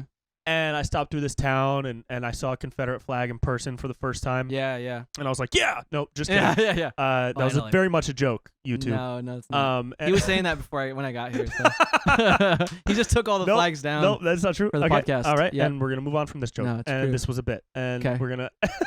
And so I saw this like this little market that said Yeah. like fresh lamb, organic, vegan, whatever, local raised. And I was like, wow, this is the Midwest. This is dope. They Yeah. do that. Like my stupid ass from California thought everybody from the Midwest is out there injecting cows with steroids Mhm. and then eating them raw. Totally. You know. So that was me like breaking down a piece of what I thought about the world Your own that was false. preconceived notion. Yeah, you gotta Exactly, get out. You gotta yeah. get out. That was really cool. And then I also saw, I was driving past through this little town, and there was a sign hand drawn on a piece of wood, like staked into the ground, that Mhm. said, voted America's best pumpkin fried pie. Okay. And I pulled over immediately. Fuck yeah. Oh, dude. I Yeah. walk into this little, Because anytime you see something you'll never see anywhere else, you have to gotta go. go do it. Yeah. And I walk into this little spot. It's like a shack, dude. It's no bigger than this apartment. Mm-hmm. And it is stacked wall to wall with shelves of pastries and breads. Hell yeah. And the smell was like unbelievable. uh-huh. And I walk in, I ask for the pie, and they give me a slice of pie. Yeah. And I say, how much? And they say, 75 cents. Dude. Oh my god. And I was like, dude. what? That's the stuff that makes you love America. Yeah. And so I dropped like $8, and I got an armful of Wow. baked goods. It was Wow. amazing. Yeah. I want to and- meet my wife there, wherever that was. Right, exactly. Oh my God. Yeah, right. Yeah, You yeah. know the people working there are like the nicest Yes. people. Yeah. Another time, I'll give you 2 more because these are really fun to share. Please do. So one was at a school in Massachusetts. Okay. Fuck, I forget which one, but it's the place that James Naismith invented basketball. Whoa. Okay. Yeah. So like the peach baskets. Yes. Yeah, dude. And so I didn't know that, and I was looking up facts because sometimes I look up facts about the school so that I can shit on them a little bit. Yeah, I'll I'll look up the Wikipedia or something. Yeah. Even. Yeah. And so I saw, this is where James Naismith invented basketball. I was like, what? Yeah. And so I asked the student ambassador to give me a full tour. And the original gym that he invented basketball in had been turned into like a museum or something. Okay. But I walked through it. I saw all the shit. And then he gave me a ball and I got to play there. Wow. Dude, which was I so did cool. see, I think I messaged you at one point because I saw that you play basketball at all the schools that you go to. Yeah. I don't know if all of them, but like you would. I ask. Do you request? I request every time. From who? I Like haven't put it in my rider yet because I don't feel like I'm big enough to have that kind of power. I would love to put that in my rider. But it will be one day. But every single school when Kate, are you still with Kate? No, I'm at KP. Oh, that's right. Okay, yeah. we're rivals. Yeah. Kate's my agent and she's great. She's we're, better than we're yours. winning. And we're winning though. We're winning. No, she's better. Yeah, and so we book way more so. And so every time Kate gives me the info for the student ambassador that's like bringing me out, I'll text them the day before and be like, hey, I do this thing where I play basketball in the gym of every school. And like 90% of the time it's a yes. That's cool. It's only happened once where they said, sorry, we can't do that. Can't allow non-students. Yeah. Ever since you told me about that, I started asking if I could use the gym or like, or sometimes they won't let me use the courts all the time, but like the gym they're usually cool with. There was one time where I was like, they were a little bit weirded out the whole time, but they let me do it. Oh, really? I was like, that's funny. Like I'm not gonna, I just want to work one out. time a kid had to stay with me, and I felt kind of bad because he's like literally sitting on his phone for an hour. I'm getting in like a hard workout. It's doing sprints on the baseline, like shooting drills. Yeah. Because I bring my basketball shoes on the road, so I can get that workout in. Dude, that's so sick. I love that, man. Yeah. I mean, that's the way to make it like fun though, too. Yeah. Like the road, because I mean, you're talking about you guys have different attitudes towards the road. I would say I'm 50-50 because it can be tiring to be out there. Yes. That's the hard part. Totally. But whatever you can do to make it fun, like it sounds like you make it fun when you're out there. I think that's when it's cool. Yeah. You said was there a third one? Oh yeah. The last one was I was doing Alfred, New York in upstate New York during a snowstorm. And man, this might be like the coolest time I've had on any college gig. It was I got out there a day early because it was a really far trip. I had to fly and then rent a car and then drive through the snow. So I got there a day early. I saw they had a men's basketball game. That's cool. And then my grandma or somebody sent me a message saying, hey, have fun at my alma mater this weekend. Oh, wow. I was like, oh, fuck. You went and so I talked to my grandparents. She just saw you on social media or something? Or yeah. Or my dad told her or something. It's my dad's parents. Okay. And she gave me the whole story of how her and my dad's dad met at Alfred. Oh, wow. And that's how they started their relationship. And then you got to go see the school. Yeah, but more than that, dude, I saw that there was a men's basketball game, and I knew my grandpa played in college. So I went to the game. I gave like a shout out at halftime over the loudspeaker, like I'm doing a show tomorrow night. Come out, it's gonna be fun. Yeah. And then after the game was over, I was walking through the this like Hall of Fame area where they have all these pictures of teams from past years. And I got down to the 50s, and I saw my grandfather's picture in black and white. That's crazy. In the Hall of Fame at the school for basketball. Okay, yeah, so it was nuts, dude. And then the show the next day, it was recruitment day for the football team, so they had 200 high school seniors out, and they brought all of them to the show, and the coaches, and so it was like 400 kids. That's crazy. In this huge auditorium. That's a cool show. It was fucking awesome, dude. It was really cool. How'd the show go? I bombed. Yeah, I didn't do well at all. Yeah. They didn't like me. But horribly. dude, everything else was so fun. Good. No, I did great. It was awesome. Like performing for high school kids that have never been to a comedy show before. They're stoked and excited. So excited. Yeah. I feel like I've seen your I feel like if you got like a good crowd, you know what to do. It's like it's another thing when you get a show where it's like it's like not well promoted or something. But I think with that'd be really good, man. Yeah. I remember the first time I saw you at Laughs, man. I thought you were great.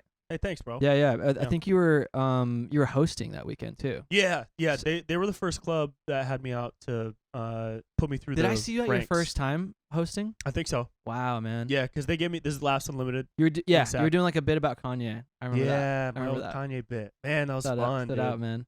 Yeah. And I don't remember a lot of people's bits, honestly. I just remember thinking like, dude, this guy's good. Like, who is this guy? And Thanks, then dude. I don't even know if I talked to you that weekend. I think I Yeah. saw you again somewhere else and let you know like. Yeah, that's cool. Yeah, they were really nice to me. They were the first one to like put me through the ranks of host and then feature. Yeah. And, headliner one day, I guess. Yeah. Not yet. Yeah, I know. Well, it's weird. It's. I mean, After especially this is right all now. over, I think with the following I have now, I could start. To I ask don't for this honestly. I stuff. don't see why not. It's like it's not like anything against you. I think. Yeah. What was I saying? Oh yeah, colleges. Yeah, dude. Definitely some good moments Yeah. doing colleges. Have you done any colleges during the I've fall? done Zoom. Yeah. College yeah, shows yeah. on Zoom. Yeah. Okay. Yeah. How's that been? It's cool. Yeah, I don't like performing on Zoom. for sure. I stopped taking those shows a couple months ago. Yeah. But if it's a college, it's Well, work. you have other so, stuff going on too. Yeah. So it makes sense. To, Yeah. like, But it's focus been on fun. I put the computer on the table in front Mhm. of my backdrop over here and just like jam Yeah. for an hour. Everybody's on mute though, so it's like I'm it. performing for nothing. What do you do if you want to share it, like for your set? Because like For the Zoom show? for you, yeah.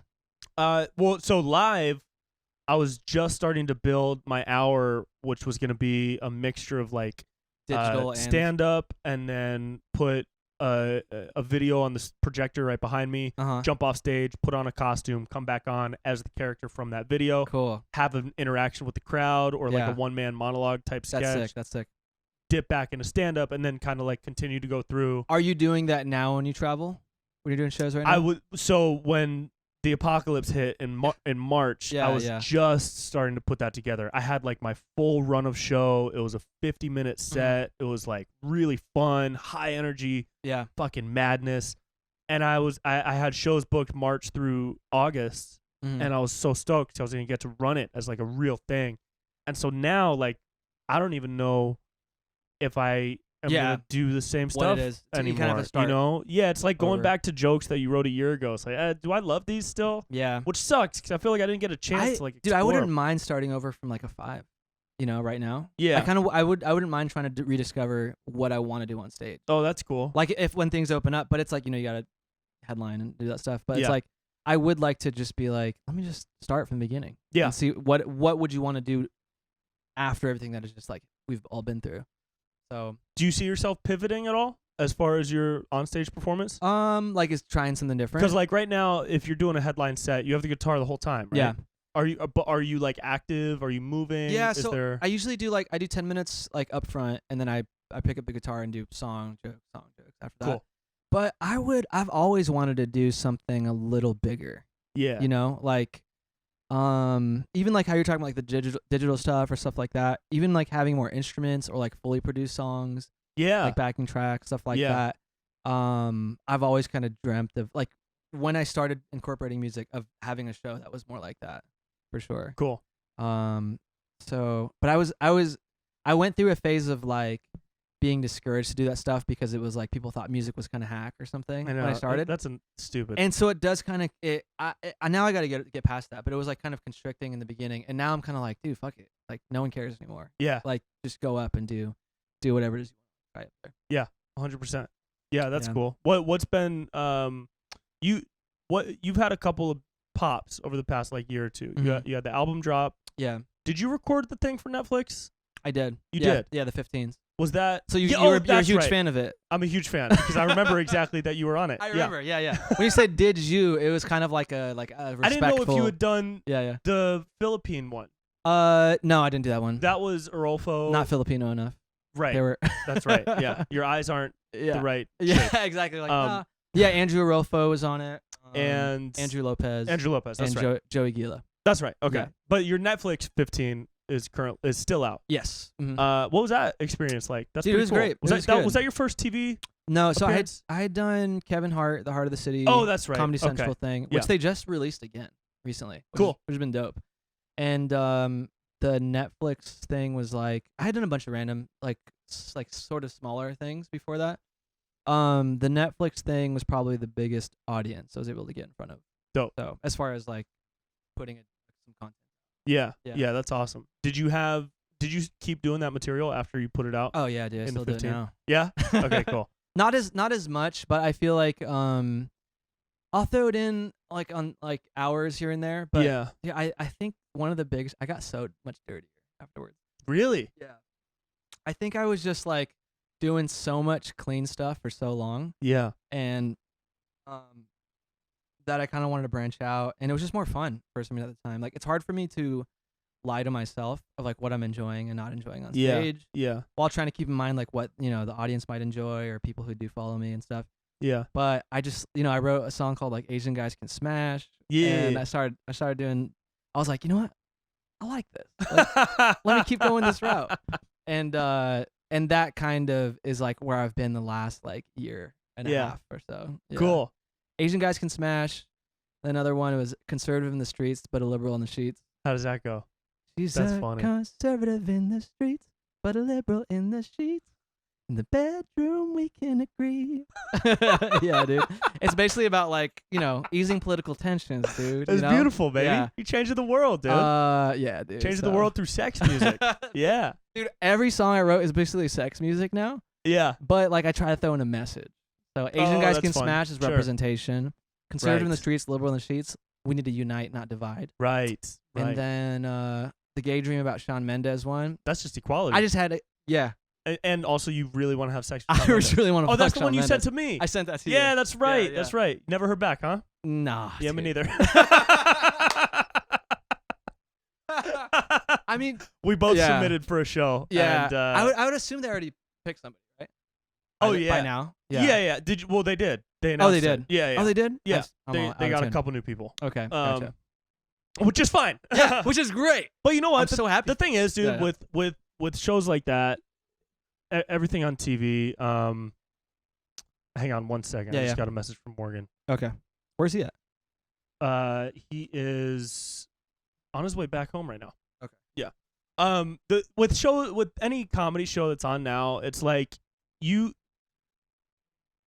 it feels like maybe not a dying industry, but a shrinking industry. Like, you don't need agents and managers and deals I as feel like, much. I feel although like you've it been totally a testament helps. to that. I feel like you're able to like not that you couldn't do that stuff, but it's like you're able to carve out a path without having to like depend on that route. Yeah. I think that's sort of Which is nice the because future. obviously no one wants to give me a shot, so I have to just give myself a shot. Is that true though? Fully? Do you feel that? Just feel that way? Bro, I or- haven't. A JFL won't give me an audition. Yeah. You know what I mean? Mm. And the show that we are talking about won't also give me an audition. Yeah. So it's like, am I going to sit around waiting for an audition, Sure. or am I going to go out and make stuff And I that's sort of better think, than like, what those shows are doing? I think both are fine paths, but it's like if you can do it, like in either of them, I feel like more power to you. But I also I kind of agree. Like, I don't think they're gonna disappear. No, not at all. I think they've been No. around so long that they're gonna adjust. They're to going all to the- adjust. Yeah, and I think we're also going to see people who are making stuff on YouTube and Facebook and doing podcast stuff Mhm. that are going to like create their Crossover. own Oh yeah. like Well, that's shit. basically what you are now. He's like you're a network. Yeah. Yeah. And if I'm not gonna have like agents or managers or Mhm. like any type of TV deal, I want to get to the point where I have enough influence and enough of a following where I can get money to make my own shit Yeah. because I have an audience that I would like to make stuff for. I think You you know? will, man. Honestly, Yeah. like if we're having those like backstage conversations or Mm-hmm. something, I think the way that you do things and your conviction to like get what you want done, Yeah. I think that you'll be able to do that. Thanks, dude. Like I feel like this will be one of those things you can look back on this exact conversation and be like, Wow, JR was right. I need to write him a check. yes, Yeah. yeah. Yeah, Like yeah. remember that I am the reason for your success. Totally. Yeah, for sure. For sure. You'll look back on this and we'll agree on an amount. Like we don't have to talk about it right now. Right. But you know that stuff's We'll do a percentage. That's just The ugly. percentage You know, share. I don't Yeah. like to talk about money. So Money sucks, dude. yeah. It really sucks, Yeah. bro. Why do you feel that way right now? Because I've been poor for like so long. Yeah. And like now I'm not You're doing- starving. Yeah. And I'm not like desperate for cash. I'm paying rent. Is it the way like that? What's it? Almost like, is it like the chase of money in general? Like whether you have enough or not, or more. Well, Like what is it? It used to be for the longest time like I literally check to check and Yeah. borrowing money from my mom. Yeah. You know?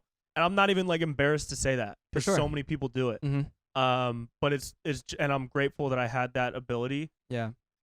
And it was the type of thing of getting down to $27 in my bank account. That's all I had to my name. And I still had 3 days before my check came, or this college check is like 2 months late, or like this PA gig just got canceled. So now I'm $400 less than I was going to have for the next couple weeks.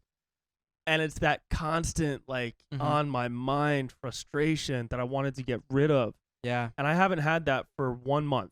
Dude, that's amazing. Yeah. And it's felt really good so far. Yeah. And I know how that feels because I felt like that for years and years and years. Yeah. And I know that some people live with that. And I don't have the answer of how to fix that. I mean, some people would just say, "Wow, work harder. Yeah. You're a bitch." That's David Goggins, dude. I know. You need the balance of the two. David Goggins and something else. But it's like, it's also the thing of like, during that whole time of like being super, super poor, still poor, but was super, super poor, I was doing stuff that I really enjoyed, and that was keeping me happier than the sadness that I had from not having any money, not being able to go out to eat, not being able to go on a date, not being able to buy a piece of equipment or rent. I mean, also, something. LA is so fucking expensive too. And it's expensive. Yeah. But it's like the happiness that I got from what I was doing so outweighed that sadness. That's fucking awesome. And I think that's really important to focus on for people. Yeah. And if you're not doing something that's making you happy enough to outweigh that sadness, that maybe that's the root issue. Yeah, exactly. The money won't change it. I think the money won't change it. I think everyone kind of knows that instinctually, but doesn't at the same time. Yeah.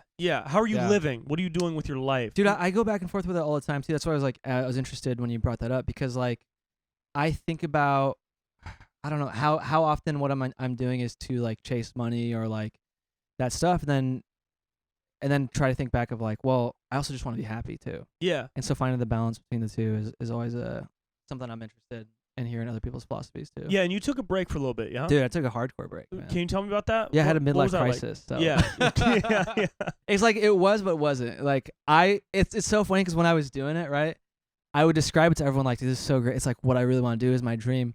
But everyone would like treat it as if I was like, you know, losing your mind. Yeah, because you were living in a van. I was living in a van. Yeah. I down by the river. All my shit, dude. I mean, sometimes I camped out in the Grand Canyon, that's cool. Joshua Tree. Wait, okay, Zion. hang on. Take me back to step one. Yeah. So I know. Should we do it in order? Yeah. Okay. Let me tell me. All those places sound beautiful. Yeah. But what was the spark of I want to live in a van and be disconnected? Well, let me preface this with two previous stories.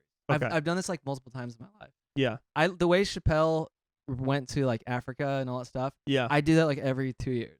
And I'm starting to realize there's a pattern. Mm-hmm. But after college, I was like, dude, I don't want to go into 5. I don't want to be a monkey in the hamster wheel. I don't know if those are the right metaphors. Sure. But like, so I lived in Hawaii for like 6 months and worked on a farm with my girlfriend at the time. Cool. And we lived in like, for a few months we lived in like a tent, and then a few months we lived in a trailer. So we worked our way up. Wow. Yeah. Dude, best time of my life. That's One cool. Of the best times. There was a night where I was like laying on a table, just like staring at the stars, listening to the waves, and I started laughing out loud to myself. No one else was there. Yeah. I was like a crazy person. So there's Hawaii, and then I did this in Asia and Europe for like almost a year or two. Cool. Just traveled around and like backpacking and stuff. So this version of it, there was so much going on where I was like kind of overwhelmed in my career. Like I'm trying to find a delicate way to talk about all this stuff too. Sure. And I was like going through a lot of like depression because of that, anxiety, and just like mental health stuff that I was like, dude, I've never dealt with it to this extent. And so I was like, the most important thing here is not like my career, like my success, any of this stuff or whatever. It's like, I just need to like survive this. Yeah. And so I kind of went on a like, I don't know what to call it, like journey of figuring out how to heal that stuff while still working and that stuff a little bit, but it wasn't to the same extent that it was before. Yeah. And then I kept having these flashbacks to like when I was 17. So I'll just say everything openly. So I was like, I think must have been like the end of 2018 or beginning of 2019. So I was like having like suicidal thoughts for the first time, and I've never dealt with that. And I was just like really scared. It's like, okay, I actually got like sober at that time too. Mm-hmm. So I started going to AA and stuff too. And then I kept having like flashbacks when I was 17. And when I was 17, I got in a car accident where I almost died. And so it was almost like that near-death experience. I was thinking back to that because I felt like this was like a near-death experience. Where I was like, I do feel like if I don't do something, I'll fucking die. And so I remembered like who I was at 17. I didn't give a fuck about like external validation or anything. I remember all I care about now is about like what do I truly want to be happy, and that was like love and people around me. And so I also remember that I always had this dream of like traveling in the van. Yeah. So I was like, dude, fuck it. Like, who knows if I died or something at any time in my life, I want to know that I took this journey. And so I bought the van. Have you seen it? No, maybe a picture. Is You it hadn't a seen it in VW person? van? No, it's like Minivan? it's like a creeper van. Oh, nice. It's cool. like, it's not, but it's like a windowless. You got a like, mattress white in the van. back? It is. Yeah, Cool. yeah. I can show you some pictures afterwards, dude. Yeah. It's like a converted, like it's almost like a Sprinter. Cool. Type of thing. Cool. And anyway, so I bought that van and just kind of went on like I don't know, just like a really like simple like minimalist kind of journey for like basically up until now, and then the pandemic. So for about a year? Yeah. So I bought the van in like June of 2019. Okay, June 2019. And then sold all my stuff in July. Yeah. Got the van. I think I might have. Yeah, I remember talking to you about. I was talking to you at that time. Yeah. I didn't know the specific details, but I was like, yeah, do it. Yeah. There was like a lot going on, and then I remember, man, I was just like ready to get going. Right, I can go. Mm-hmm. Had all these national parks planned. Like it's gonna be a spiritual journey. I think the first half of that year, that whole time was basically in LA. Just like, oh no, yeah, dude, just like going around the city. So like, what? Open mics? Yeah. You're just camped outside Dude, of the different. So I did a open mics? mic. I did a mic without the guitar, right? And I think I just went up. I forget where, but Andrew Rolfo was there too. And he was like, JR's just starting over, man. Because I think I had like the van. I was like doing the mic. And yeah. Like, oh, whoa. He's going through something. Yeah. I think I did the mic in like sweatpants. Oh my God. Dude, I would have been like, oh, okay. Yeah. He's lost it. Oh man. He's finding himself again. Dude, I needed it though. Good. Needed it. It was so good. And I'm so thankful for it in a weird way. But then you got out of LA, right? I did. You managed to drive on the freeway. What happened was I picked up a thing that forced me to stay in LA. Like, and I remember debating whether I should do it or not, and I did do it. Was it a gig? It was like a pitch. We were like pitching. Oh, okay, that's right. Yeah. So yeah. Because you won was it the diversity showcase? Yeah. Post pitch thing.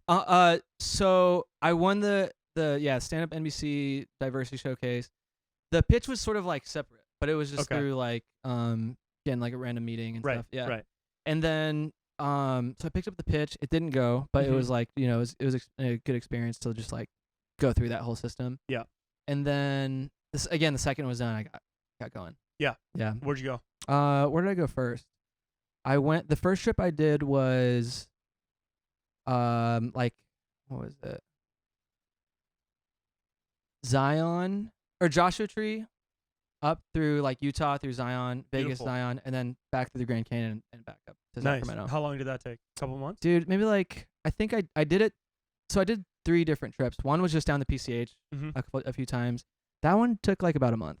Okay. Yeah. And I was doing shows too at the time. Oh, okay, cool. Yeah. So I do All shows on the weekends. So you weren't just a roaming nomad. Dude, I kind of wish, honestly. Yeah. Kind of wish it disappeared and had no phone and all that stuff. Yeah. But no, I did it. I would do a show on the weekends and go to a national park on the weekdays. Nice. Yeah, man. Oh, that's cool. Yeah. And you just camp out?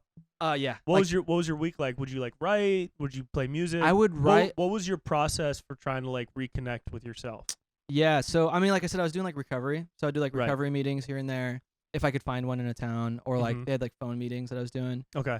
And then I would also do like a lot of writing, a lot of journaling, a lot of music. Yeah. Stuff. Yeah. Cool. And reading. A lot of it actually was reading through old notebooks.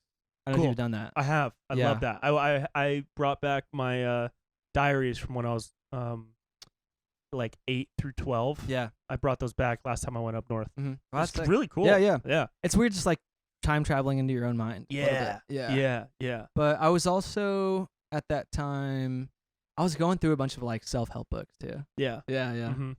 That was interesting. That's cool. Yeah. Now, you said you were in recovery. Is that mainly for alcohol? Yeah, alcohol and also just like relationship stuff. Like, okay. I talk about how a lot of stuff I do is for women, so I had to deal with some of that stuff. That's too. right. Did you ever try psychedelics? when you I had to ask. You didn't think that was gonna be asked? No. I didn't. No, I Okay. didn't. Yeah. Just Have like you in my ever? lifetime. Yeah. I haven't, man. But you know Okay. why? It's because I get paranoid just from weed. So I feel I'm like not a big fan of weed. okay. It gives me a headache, Yeah. and it makes You're about makes to me sell cough me on a it lot. right now. You know. I am about to tell you on some Yeah, mushrooms. yeah. Well, I haven't, but do you find it pretty like healing? Yeah, I mean, I don't do it a lot. Yeah, It sure. probably sounds Whatever. like I do, because I like Yeah. every other video has some You type talk of about drug shrooms. joke. Yeah.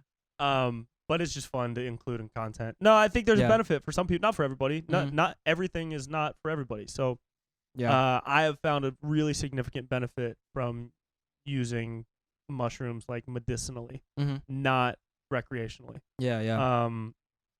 About a month ago, maybe 2 months ago, I was super bummed that everything was still closed. I was really frustrated with everything in the news. Mm-hmm. I was really upset with myself for not being where I wanted to be. I was on social media, Yeah. opening Facebook as soon as I woke up. I was still in bed. I was Yeah. just scrolling right away.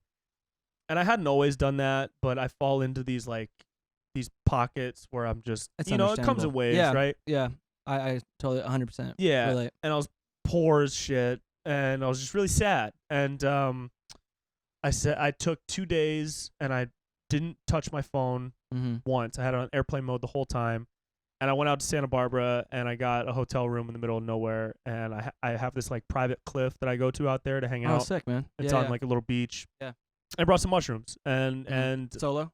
yeah, Cool. yeah. I brought mushrooms. I brought my notebook, and I brought the Harry Potter book I was reading at the time. Yeah. And I had a 2-day little journey where I just Wow. didn't touch social media or anything. And I came back, I was so refreshed. Yeah. Because you need time to sit with your thoughts and For examine yourself from a third person perspective. Yeah. And it really helped. I don't think it could help everybody for sure, and obviously they're not legal, so I can't say do them.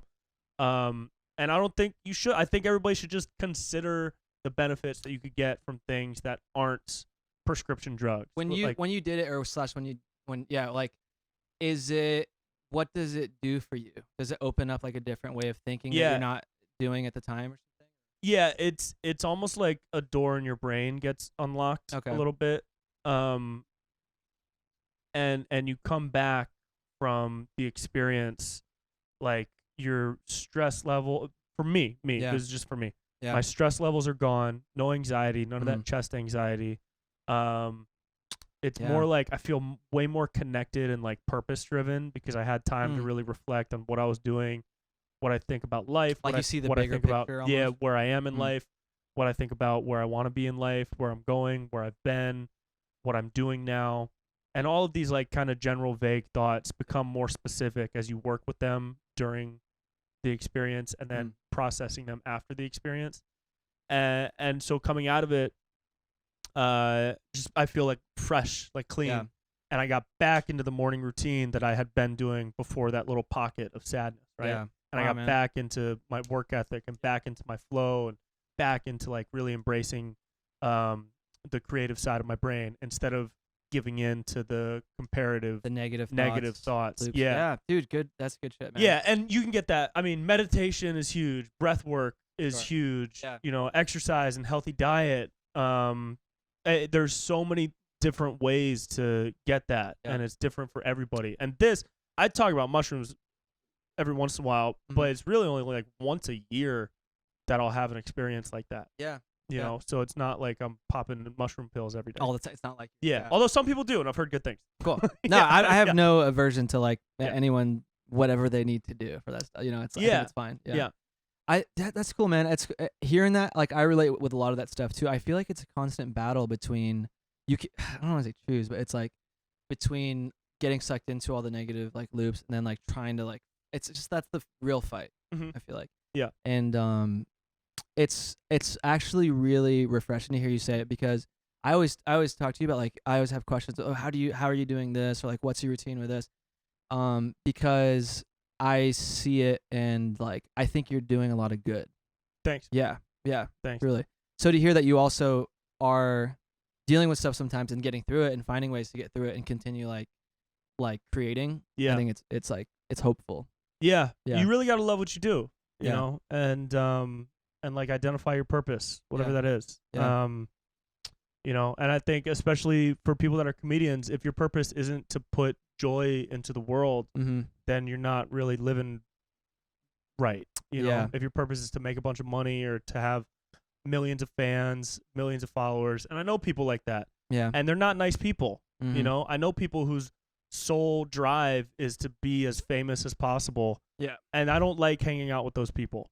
Sure. Because you're kind of not aligned with like what you're trying to do. I Yeah, feel it's not aligned, and you're not. It's selfish, and when you're living from a place of selfishness, you're not allowing yourself to connect. You're not allowing the joy that you might feel from all this Mhm. fandom to be Mhm. shared with the people that you should be Yeah. making stuff for. If Yeah. that makes sense. I think that's sort of what we like why we've sort of connected over the years too. Is I think like as much as we can be silly and like joke about dicks and so then like shit on each other sometimes. Yeah. Yeah. I think there's I think there's also that level of like we kind of do appreciate sort of like the bigger picture of everything going on. Yeah. So Yeah. Yeah. So you did the trip. You went to Yeah. all these beautiful places. Mhm. And then when Crazy. did you have to like stop the trip because of the pandemic? Basically. Okay, so Yeah. if that hadn't happened, do you think you would still be? I mean, I feel like I could keep going now, but I had to shower at like Planet Fitness. I was showering at like gyms and stuff. Yeah, yeah. So I was like, dude, I want to just That's like funny. figure this shit out. It's like, nah, I'm just For weeks I'm gonna play on it easy. end, huh? Yeah, dude, that was like my How are you routine. making money, or did you have money? Saved? I had money saved, but I was doing shows. And Oh, like, okay. and I would Yeah. still get like royalties from some stuff I did in the past. Nice. I don't want to talk about it, you know what I mean? But dude, it was a crazy time, dude. It was a crazy time. I look Well, back we at all it. have to do things.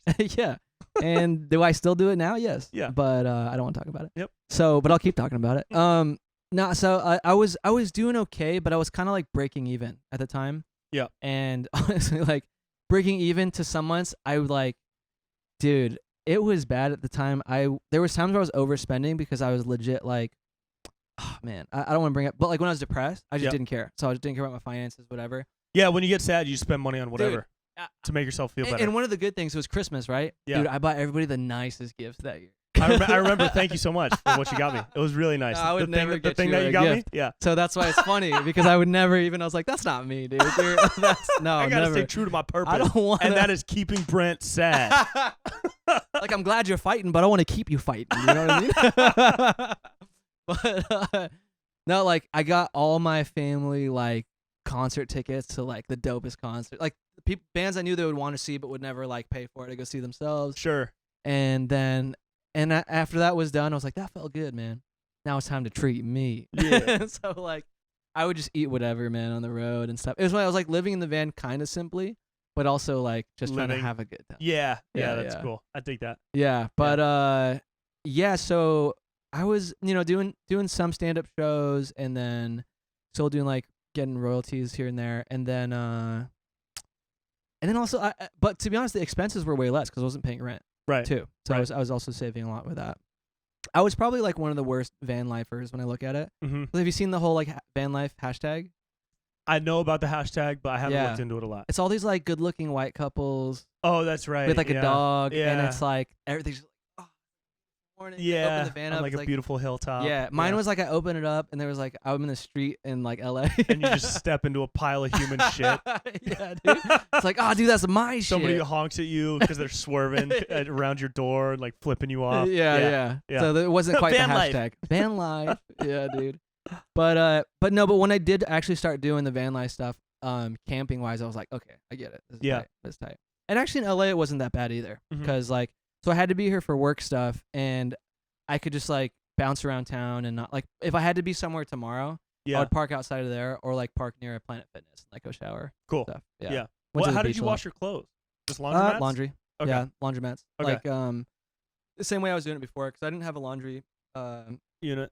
in my apartment. Yeah. Yeah. I do coin laundry. So are you still in the van or are you back home? No, in I'm back Sac- home right now. Okay. Yeah, but actually this week this is where I'm at, is I'm trying to figure out where to be next because like I love Yeah. Sacramento, man. I really really Oh, do. yeah? I fucking love it. Oh, that's really cool. Yeah, but of course career wise, it's like LA or can't. New York.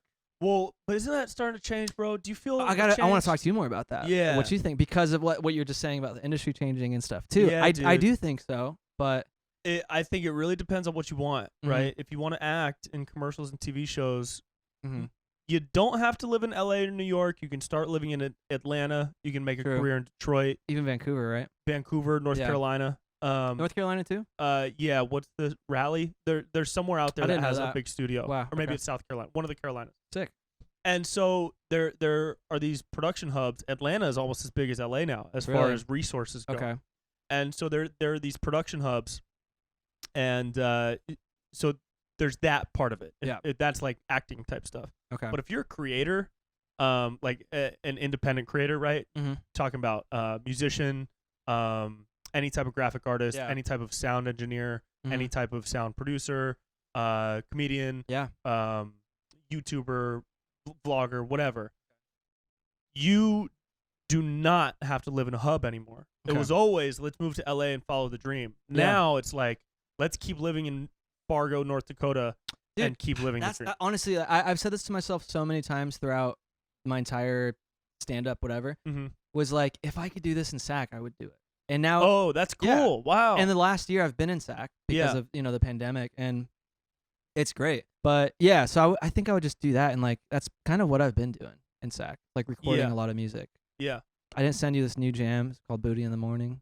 Ooh, that sounds good. The new That's hit, my type dude. of jam, dude. It's Yeah. my favorite thing to have in the morning. It's good. I love Yeah. booty in the morning. I'll send it to you. Cool. Yeah. Yeah, you don't need to be like my buddy JP Sears. He Uh-huh. lives in Austin. Okay. He tours and He's the guy that you're touring with, right? Yeah, I I'm didn't know he opening was for in- him on the road. Wow. He's in Austin. He's doing it all from Austin. Everything he does Is is he in doing Austin. stand-up out there too? Well, yes. like a mix of- So San Antonio's a couple hours away, so he drives there for a monthly show. Why not Austin? Cap City just closed. Cap City Comedy Club. Otherwise, he was doing I a see. regular show there. Wow. Okay. And Joe Rogan is out there now, so he's gonna open a club, and I'm sure JP will get in. Dude, So it's like he's gonna have Austin as a comedy hub. do you think stuff like? Oh, sorry. Keep going. I Well, almost want this stuff like even in and out the pod. I just want to ask you about. It's like yeah, stuff yeah. I was fascinating. just gonna add to that by saying the example I said a minute ago about Fargo. My buddy Miles, who's Uh-huh. the OU Betcha guy with the big burly beard, Yeah. he lives in Fargo, North Dakota, and He's he doing has it from there. no plans on ever moving from there. And he Wow. runs his digital channel and a podcast and makes weekly videos all in Fargo. And so it's like, unless you're trying to like have your name written on the Comedy Store, Yeah. you don't need to Which- be in LA. There's and that stuff's all good and whatever. Like there is a mix of it too. It's like stay focused on what do you actually want from it. Yeah. And it's like having your name on the Comedy Store is great. There's I totally respect it. Yeah. It's a great club. But like if your bigger picture goal is something else, then you don't really need that either. Right. Like if it is just to keep making content and making people happy, Right. then there's other ways to do it. Right. So yeah, man. And then I think I was asking you, earlier, and I'm so curious of like you, JP, the OU Betcha guy, your buddy Yeah. Miles. Yeah. What I'm so interested in, like how you structure it, how you stay motivated to keep it like, because there's no boss saying like, Brent, you're late on Monday, or you didn't make a Right, video. right, So right. like, what is that experience like, or what does that entail? I guess if someone was to do that. For me, I think it all comes from like my competitive drive from sports. Oh, nice. For those guys, it might be different. Yeah, yeah, But for me, like, last night was Tuesday. It was the debates. yeah. And Adam Ray came over and we shot a sketch right after the debate. And I stayed up until 7 a.m. editing it Uh-huh. so that I could come out right away. Yeah. And that's like, that type of thing happens a lot for me. I'm like, if I'm making the shit, I'm making it good and I'm putting it out quick. Mm. And there's a couple different reasons behind it.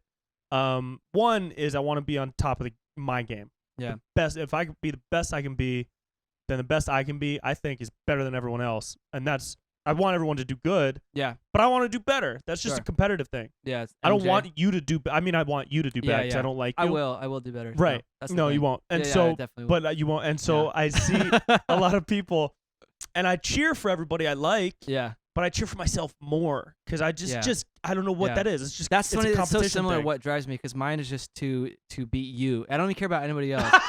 I just hate you so much. So like that's like, did I wake up? I'm like, Use that. I don't even check my Facebook. I check yours. Use God, that I hate drive, this guy. dude. I hate this guy so much. I'm gonna write a song. No, Fuck Brent. Yeah. Big fat bitch. Oh, that feels good. That feels good. Keep You like that going. No, but that's it's like that makes sense though. yeah, That makes like sense. I'll see my buddy Stevie Emerson put out a video, and I'll be like, "Fuck, I hope this like blows up, dude. This is funny. It's great writing. Hell yeah." But that also helps motivate you to do something like that. And that motivates me to be like, "All right, I got to step my game up because the shit that he made was really good. So I got to make sure my shit is top notch." Yeah. And it's also I know stuff I've done is really really good. So I want to up that a little bit. And then there's just the build, and it's also like, dude, we could die tomorrow, so why not try to put the shit out immediately? Yeah. If somebody wants to have a writing session with me or like a meeting or whatever, and they ask when I can do it, I'm like, I'm now, when, like as soon as possible. Yeah. Yeah.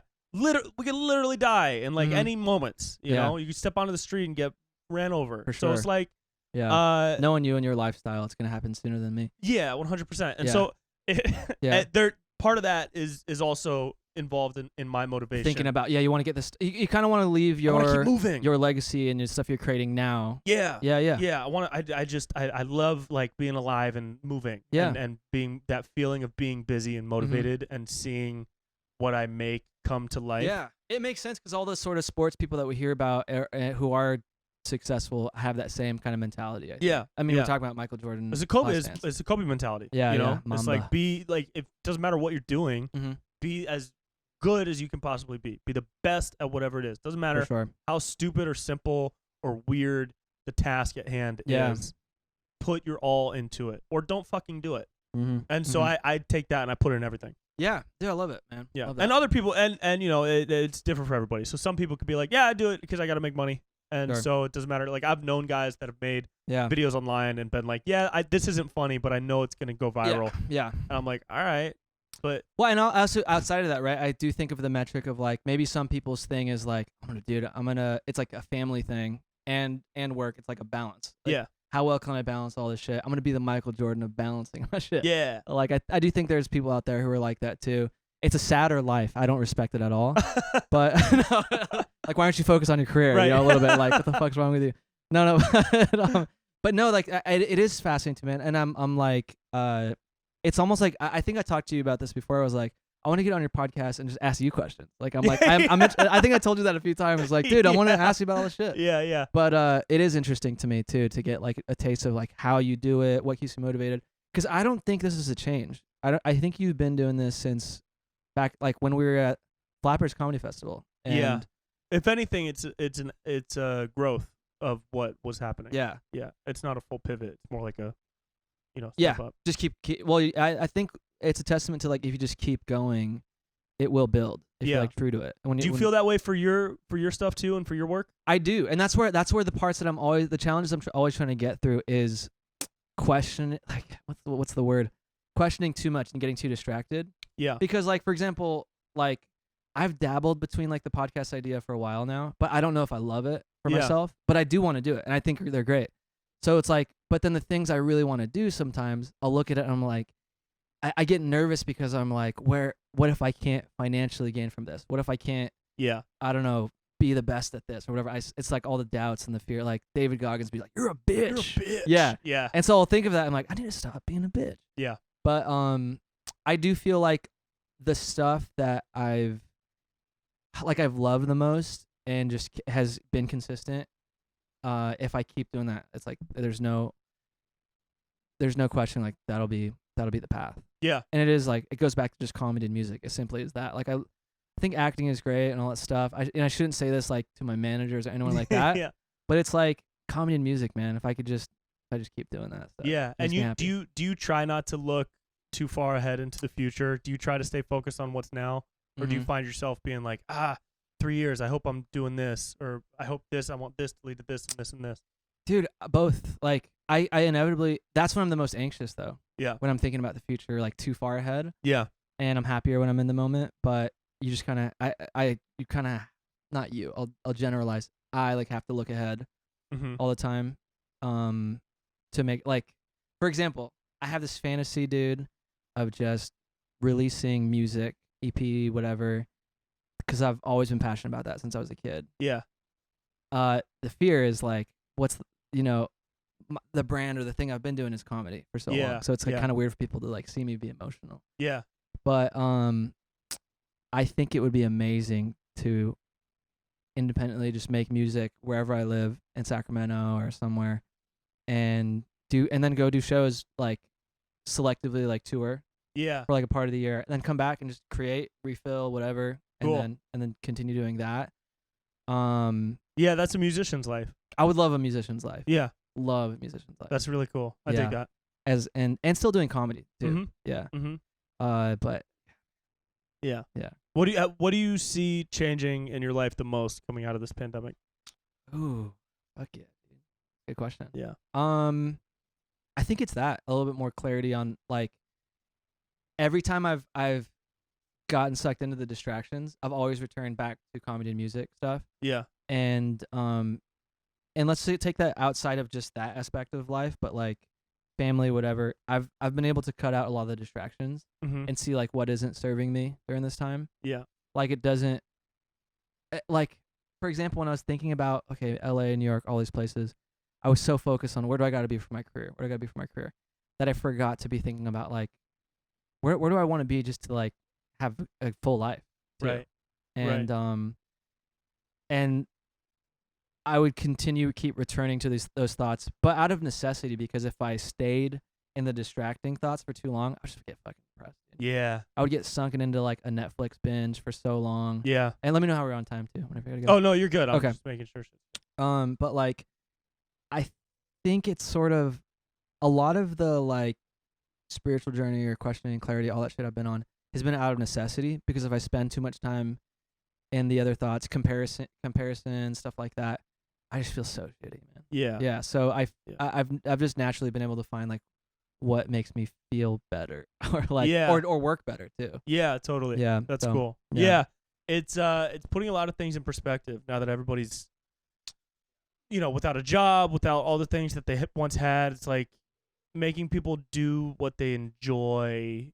Yeah. In a way, it's Mhm. like I see a lot of people taking this time to find a new passion or find a new way of thinking about the world, which is leading them to feel like, oh, the way I was living wasn't bringing me joy. I wasn't living with gratitude for what I had. Yeah. I wasn't talking to the people in my life the way I should. Yeah, I wasn't it's a big one. enjoying a relationship the way I should. I wasn't taking advantage of this. I wasn't focusing on my health.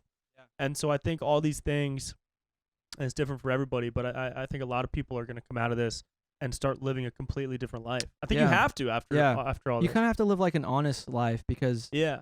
okay, so I gave into a lot of the fears and like apocalyptic shit like often during this, and not in like a panic mode, but just like considering if this was the apocalypse, what would I want to do or say or whatever.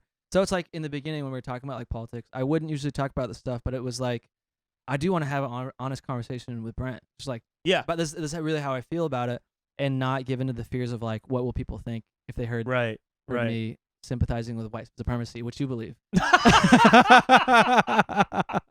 know what I mean? No. Yeah. I So condemn let's just it. I condemn. I can say that. I say it unequivocally. For sure. He says it, but I remember when we met, I felt. No. I remember thinking dude. like, People are I'll taking this stop. serious, I'll dude. stop it. No. Someone looking through all these podcasts 5 years from now trying to fucking cancel me, like just cutting together a montage. Knew it. JR exposed him, dude. No. But but that thing where it's like having an honest conversation with you. What if it's like the world ends tomorrow, or just by your freak health of just the way that you don't take care of your body as well as you should? You care too much about the aesthetic, but I can tell the inside is fucked up. I can tell. It's like empty. You know what I mean? Emptiness, and not just your soul, but like the physical body. So I fucking love you, dude. Yeah. I do think it's just like I want to have that honest conversation with you to a fault of like sometimes I'm like, I got to get a little more grounded than that. But it's like I do want to have that stuff, just like if there was like what is it that I want to say in this moment, and what is it that I want to do, and like trying to remember that. Yeah. And it's important. Yeah. It's important, dude. Yeah. It's important, bro. What do you think? Let's see. We have a little bit of time left. Okay. What's a moment from March until now that like has been okay? And this is getting out of the spiritual high vibe realm that we've been in, I know, man. Which is cool. We started political. We and dipped went in, dude. spiritual. Oh, this is gonna be good. I think people will feel better after this. Yeah, it's good. Good. What is I'll just tell you. I'll give you mine Please. first. So, the most, dude, I love talking about this. This is my favorite conversation topic. Okay. The most significant thing that has happened and that I hope will happen is is more. Well, I'm so curious of what this is gonna be, dude. More information on aliens, bro. We need it, dude. Yeah. It's time, bro. Yeah. So you're one of those. It's time. You're one of those, a truth knower. I'm a truth seeker, bro. No, actually, dude, honestly, I do too. I want to know about aliens too. Because it exists. I feel that way. What do you do you feel that way? Yeah. Okay. I mean, I know. Okay, and this is yes or no? I know. Oh, no, you I know. Like, oh, okay. Fully. Because you're like yes, and then no. I was like, wow. Yeah, it's not a. Yeah. It's not a conspiracy. Okay, the reason I feel this way is because it's just, even if I didn't know science, it's just like it has to be. Right? It's so big. Are you religious? I am. Are you what faith? Like non-denominational Christian. So, but I dabble. Let me ask you this, dude. Yeah. Were you raised with evolution theory, or man is created by God? I was raised with evolution theory, even in Catholic high school. Is it something you still carry as being true? I carry it as I don't know. It's just you know what I mean. I no, even if like all the scientists, whatever, like, and that's not. I can imagine somebody hearing that and be like, fucking ignorant or whatever. But Sure. it's just true. Like, unless I can understand all the theories, whatever. But I don't know if that's the exact way. I don't know for sure because I live here right now. But yeah, I know people are gonna throw science at me, and I just the don't thing know is, well enough. you can. So a very religious member of my family that I love to death told me when we were talking about it that the theory of evolution is totally right. We all evolved from amoebas and little one cellular organisms. But when you trace it all the way back, this is his argument. Yeah. When you trace it all the way back, none of this could happen without a divine creator. None of this could happen. Like there's an intelligent design to even evolution. Yes. Yeah. That's his argument. I think that I could see that. And so could I. Yeah. And I don't know. Well, because I guess that's the important thing is they're all theories no matter what. Right. I don't can't think be like, this is the way. An old white guy was sitting in the clouds and pointed at Earth and lightning struck and out popped Adam and Eve. Like, no. But the theory of the Big Bang being because of an intelligent design, I guess it's possible. Stephen Hawking says absolutely not, and I think proved it. And I read. Oh, really? Yeah, I read his theory on it. Everything. It's really hard to understand because I don't speak that language. But it's interesting because I don't think they have to be mutually exclusive, religion and science. I don't think so either. Yeah. I do wonder though if we start to see, like, for example, the footage that the Pentagon released of these crafts that are so not man-made, right? Did you see that? That was dope, dude. It was amazing. Yeah. I was ready for Independence Day and shit. Yeah, it was fucking nuts. Yeah. And if more of that information starts coming out, and I went to Sedona recently, and I took a UFO tour with this woman who has an abduction story, and she was giving me all this detailed information about what the government has, what she's seen, what people in that community know, how they're going to leak it out really slowly, and there's a massive push for a freedom of information about everything that's currently classified regarding UFOs and alien technology. Yeah. But it's here, and they're here. And so my curiosity is in if and when we find out that there are other living intelligent beings, right? If and when we find that out, or literally any other life, even a ant on a different planet, a cell on another planet. Okay.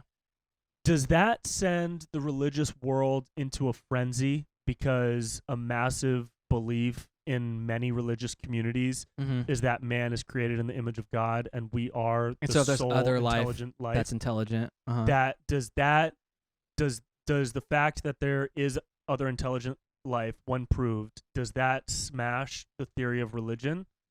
And what does that create? What type? You know what I mean? Does that make sense? Yeah. I think okay. My first instinct, right, as I'm looking back to all the churches I've been to, both small churches to mega churches, I think people would find a way to still have it support.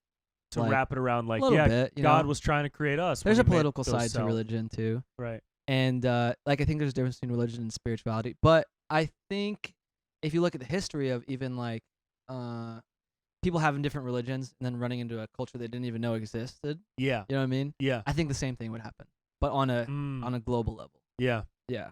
So which would be like, I feel like it would be a paradigm shift though. Still, it'd be Yeah? like, I bet you want that.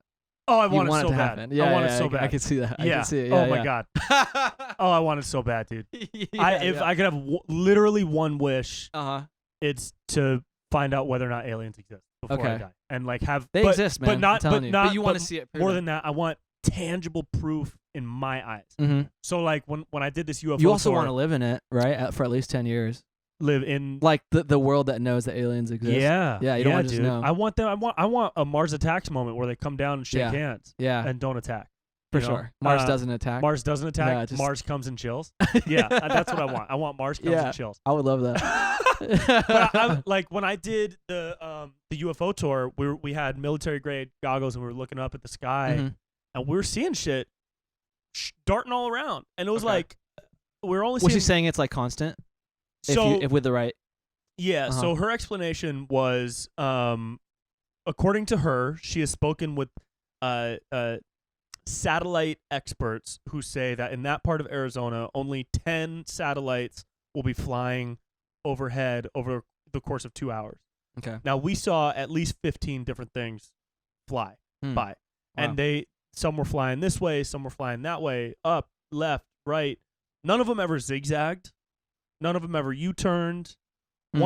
A few of them seemed to like go across the sky. So what does that and mean? then- That just and means then- it's, So I'll give you her breakdown, right? okay. So like she said, if it's a satellite, if it's a plane, it's gonna blink. All planes have blinking lights. FAA regulations. Okay. So we know what planes are. Yeah. If it goes from horizon to horizon, it's a satellite because it's on a fixed path. Okay. But if it appears and you see it move across the sky and then it disappears, Mhm. that's our alien friends just cruising along through the Appears and highways of disappears. space. Yeah. Like imagine seeing a shoot. You could also tell if it's a shooting star because it has a tail. Okay. I have some questions here. Should I go now or Yeah, hit me now.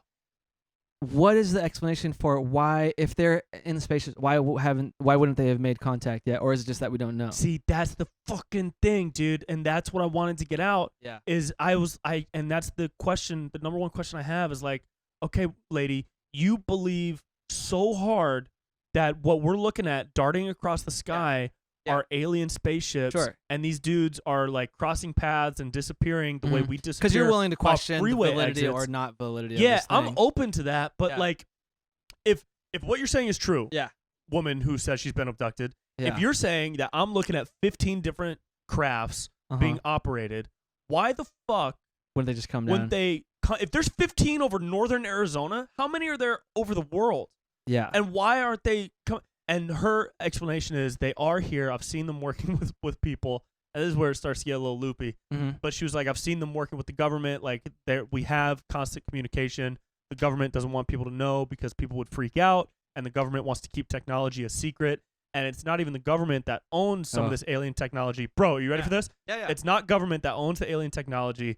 It's some of these private companies who like either bought or took or own Mhm. the alien craft technology Okay. and are trying to recreate it and have recreated it Mhm. for their own use to either make weapons or new transportation systems. Yeah. And it's this like anti-gravity technology. This is all coming from her. I know it sounds like I'm on a rant, but this is all coming. I get it. And it's all these companies own it, and the government like is under contract with the companies, and the companies are under contract with the government. And they're all keeping it hush hush Mhm. because these could either revolutionize the way we travel, which would do away with gas and oil, which Okay. are billion-dollar industries, and the gas and oil billionaires don't want that to happen. Yeah.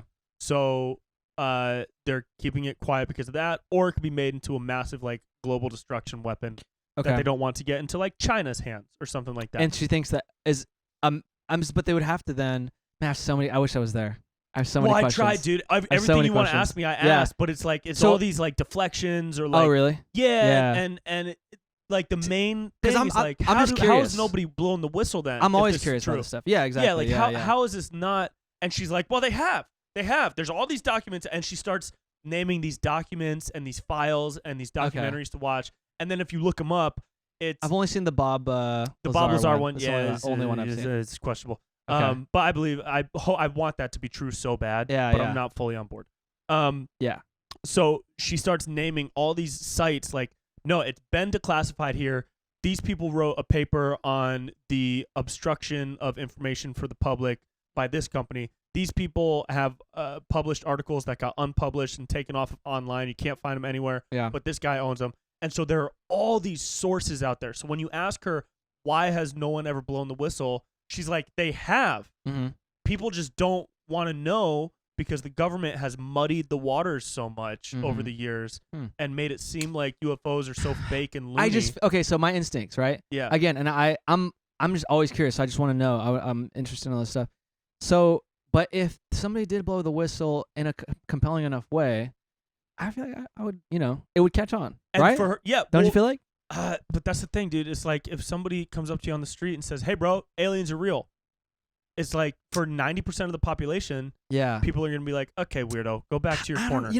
I don't know. Not as much anymore because more and more people are coming into the belief. How long ago does she think that they've made any kind of contact or have been here? At least 50 years. 50 years. Okay. Yeah, and most people think it was around the time the nuclear bomb was being invented.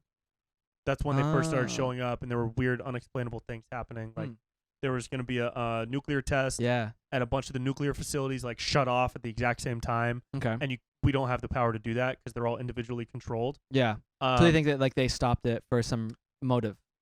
They stopped it. The theory is that they don't want us to kill ourselves, and we don't know why. Maybe they're harvesting minerals from the planet.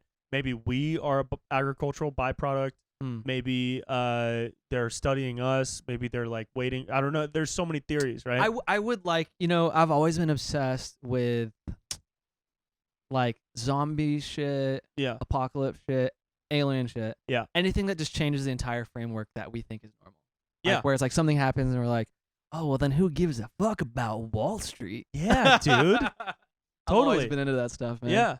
So that does kind of fascinate me. Yeah, I want to see one. It's like all this stuff you hear about and all the articles. How bad do you want to see one?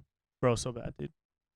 You take off your shirt? I don't know. It doesn't do anything. But I am an alien. Do you see now? Bro, so bad, man. So bad. Like, I know. And it's. How long have you been into it?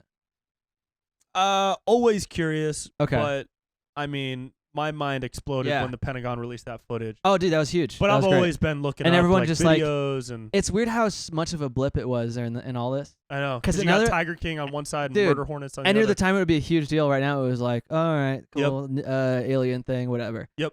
But there's been no follow up to that, really. No. Or has there? No, there hasn't. Just stories from people like David Fravor and other like Navy pilots and people like that. Have they explained if it wasn't aliens, if there's any alternative? Yes. So, but the only other alternative, because of the way it was moving, was kind of insane. So if you think of it as a craft, right, and you believe that it is a craft and not like a radar glitch or a bird or like glare or whatever, like, which I don't believe any of those things, but those are the first things that people will try to use to debunk it. Okay. So if you're of the belief that it is a craft, a vehicle of some sort, and it's not alien, the theory is it's a different country, which is terrifying. With better technology. Yeah, because you don't want any country to have anything better than the U.S., because otherwise we're fucked. Yeah. And so I could see that. That's the theory. Another as a theory, possibility. Yeah, but like if that's true, those videos were taken like over 15 years ago. How come nothing has happened since then? Oh, it's from 15 years ago? Oh, yeah. It was like 2004 or something. Whoa. Yeah. That's worse. But there's been sightings of similar crafts from the 80s, the 70s, similar crafts moving the same way. And it's like if we had that stuff way back then, why have we not shifted into a planet that operates on this power that doesn't require us to drill out of the ground? And that brings us back to our original topic, which is money, right? Because the until they figure out a billionaires way to make and the money trillionaires, but also the billionaires and trillionaires have such a monopoly on this planet because they own all the oil and gas companies that like put Sure. politicians. Yeah. They pay for politicians Mhm. fundraising shit and What's it lobby for politicians to get into Indoors. office. Yeah, yeah. And then the politicians in office like make it okay for the gas and oil to keep going. That so would that be all a these good show, billionaires- dude. Have you seen The Boys on Amazon? It's my favorite show on TV. Yeah, it's so good. It's phenomenal. Something like that with aliens. That's Yeah. my pitch when I go into the meeting. That's a good pitch, dude. Something like that, but Something with like aliens. that, but with aliens. So how much are you gonna give me? We doing this or what, huh? Let's climb into bed together. Yeah, dude. I just want it to be real. yeah. I know you're. I'm ready. You're like, I want it to happen. I just want it to happen, bro. It Yeah. seems like the logical Yeah. next step for Yeah. this year. For sure. So I hope. Did you see that meme with it was like Joe Rogan and it was like all the aliens lined up like, oh, I'm so nervous. We're next. Yeah. That's funny. I firmly have an instinct when I search deep down in my body that it's real. I don't know in anything else, like in what capacity, but it's just like the universe is way too big, and then we exist. Yeah. As this entire civilization. There's no way that we're the only ones. No. I mean, I guess if like you're religious, and I'm a religious too, whatever, but if you're religious, I can see how like that would go against the framework of like, no, we're the chosen, Right. whatever. Right. But even if you went on that thing, why wouldn't God make other stuff? Yeah. Why would God be bored? Like, I don't want to just make people, dude. All they do is fuck and complain. Right, dude. I want to make. All I do is Yeah. fucking complain. Look at these aliens. They make this technology, dude. You know what I mean? Like, why wouldn't he make that? They fucking complain. But and then there's also the studies that are like, do you know Mhm. about the different institutions that are like actively looking for intelligent No, life? no. I would love to know. So SETI, Yeah. SETI, the search for extraterrestrial intelligence, Okay. is out there like sending signals and seeing if anything comes back and like Yeah. listening to signals from space. And so every once in a while they get like a hit, some type of like electromagnetic pulse that they think could be a communication transmission, but Okay. it also could be a star exploding or something like Oh, that. wow. I don't know science, but it's something along Yeah, those yeah, lines. yeah. And then there's this other theory, I forget what it's called, but it's basically like if you look up at the night sky, right? Mhm. Every single star you see is a sun, okay? Okay. And every single sun has at least one planet. Yeah. Now, not an Earth-like planet. Could Yeah. be a Venus planet. Could be a Jupiter Yeah, planet. just like could gas, ball of a gas Pluto or planet. something. Yeah. Yeah. But every single one has a planet. And if you think about how many stars, I don't know the numbers off the top of my head, but the theory is that you look at the amount of stars out there and you ratio the amount of habitable planets that surround those stars, you get like 10,000 habitable planets in our galaxy alone. Mm. Something like that. Mm. Let's pretend that's true. I don't know the specific numbers. Yeah. But if it is 10,000 planets in our galaxy, the closest one being 4 million light years away, that means it takes 4 million years to get there if you're traveling at the speed of light, or 4,000. I forget. I don't Yeah. know the numbers. It's fine. Just But- yeah. It's something like the numbers prove that it is so incredibly likely that there are planets that could host life, that there must be other life out there. It's just a matter of how do we get there. We can't get there with the technology we have. But maybe they've been around for longer than we have and they could get here. Or maybe they have some type of interdimensionality travel capability. So they've figured out how to harness the black holes or whatever, and that's how they can travel here or there, whatever, wormholes or whatever. Yeah. So it's interesting, dude. It's interesting to think about. It is. You Yeah. know? It is. I could get lost in that. Yeah. I could probably Google It's that fun. forever. You should go on a little binge tonight when you're going to bed. I should, man. In your van. I should. Yeah. I should. Yeah. I mean, honestly, though, I really should because sometimes you need a little escape too. It's fun, dude. Whether it's real I'll send or you not. some shit. Okay. Please Yeah. do. I'll send you some shit. Something that you find compelling and like, because I feel like we're in the same level of like skepticism and interest in all these things. Yeah. So it's like I like to like read up. So if there's something you feel like is valid to read, I'm down. 100%. Okay. I'll send you everything tonight. Sick. Fuck Okay. yeah. You feel good? I feel good. Cool. Yeah. Hell yeah. Thanks, man. Yeah. You look bad, but I'm glad you feel Yeah, good. yeah. That's You don't you look bad. for sure. I tried to dress down for you. I didn't know how badly you'd be dressing down. Yeah. So I didn't go that far. So I still like it's still pretty good. Like, you know what I mean? Yeah, I Like, mean, it depends on what you're going You for. still, I go out there. If you're going for like, hey, I live in a van, yeah, you nailed it. Woo, baby! We're having fun. Yeah. How do people follow you, bro? Plug your shit. Dude, you'll find me. You know what I mean? No, Cool. Instagram. I do my own PR. You'll find me. You'll y'all. find me. You guys just trust it, bro.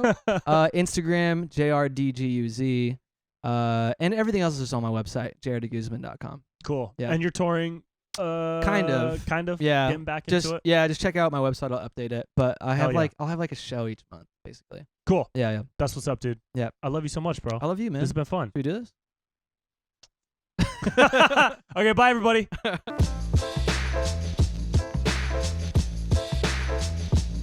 And that's it, man. I hope you guys enjoyed this episode. Follow JR at JRDGUZ. That's JRDGuz on Instagram. And check out all of his stuff, man. Dual Citizen on everywhere albums are, everywhere you get albums. The 15-minute Netflix special he's got out, really funny. If you're in the Sacramento area, check him out. When he's there all the time, and he tours around a lot. And enjoy the stuff I got coming out soon. The next couple of videos I have, the finale to the Joe Rogan debate, which I know you're going to love, and a couple other fun ones. Also, I'm back on the road, Salt Lake City, Utah, at the end of this month. I think that's Halloween weekend with my buddy JP Sears. And then in January, we're going to Oklahoma or Tulsa. Or Tulsa is in Oklahoma. I don't know. Something like that. It's going to be fun. All right. So enjoy your life. Drink more water. Bye.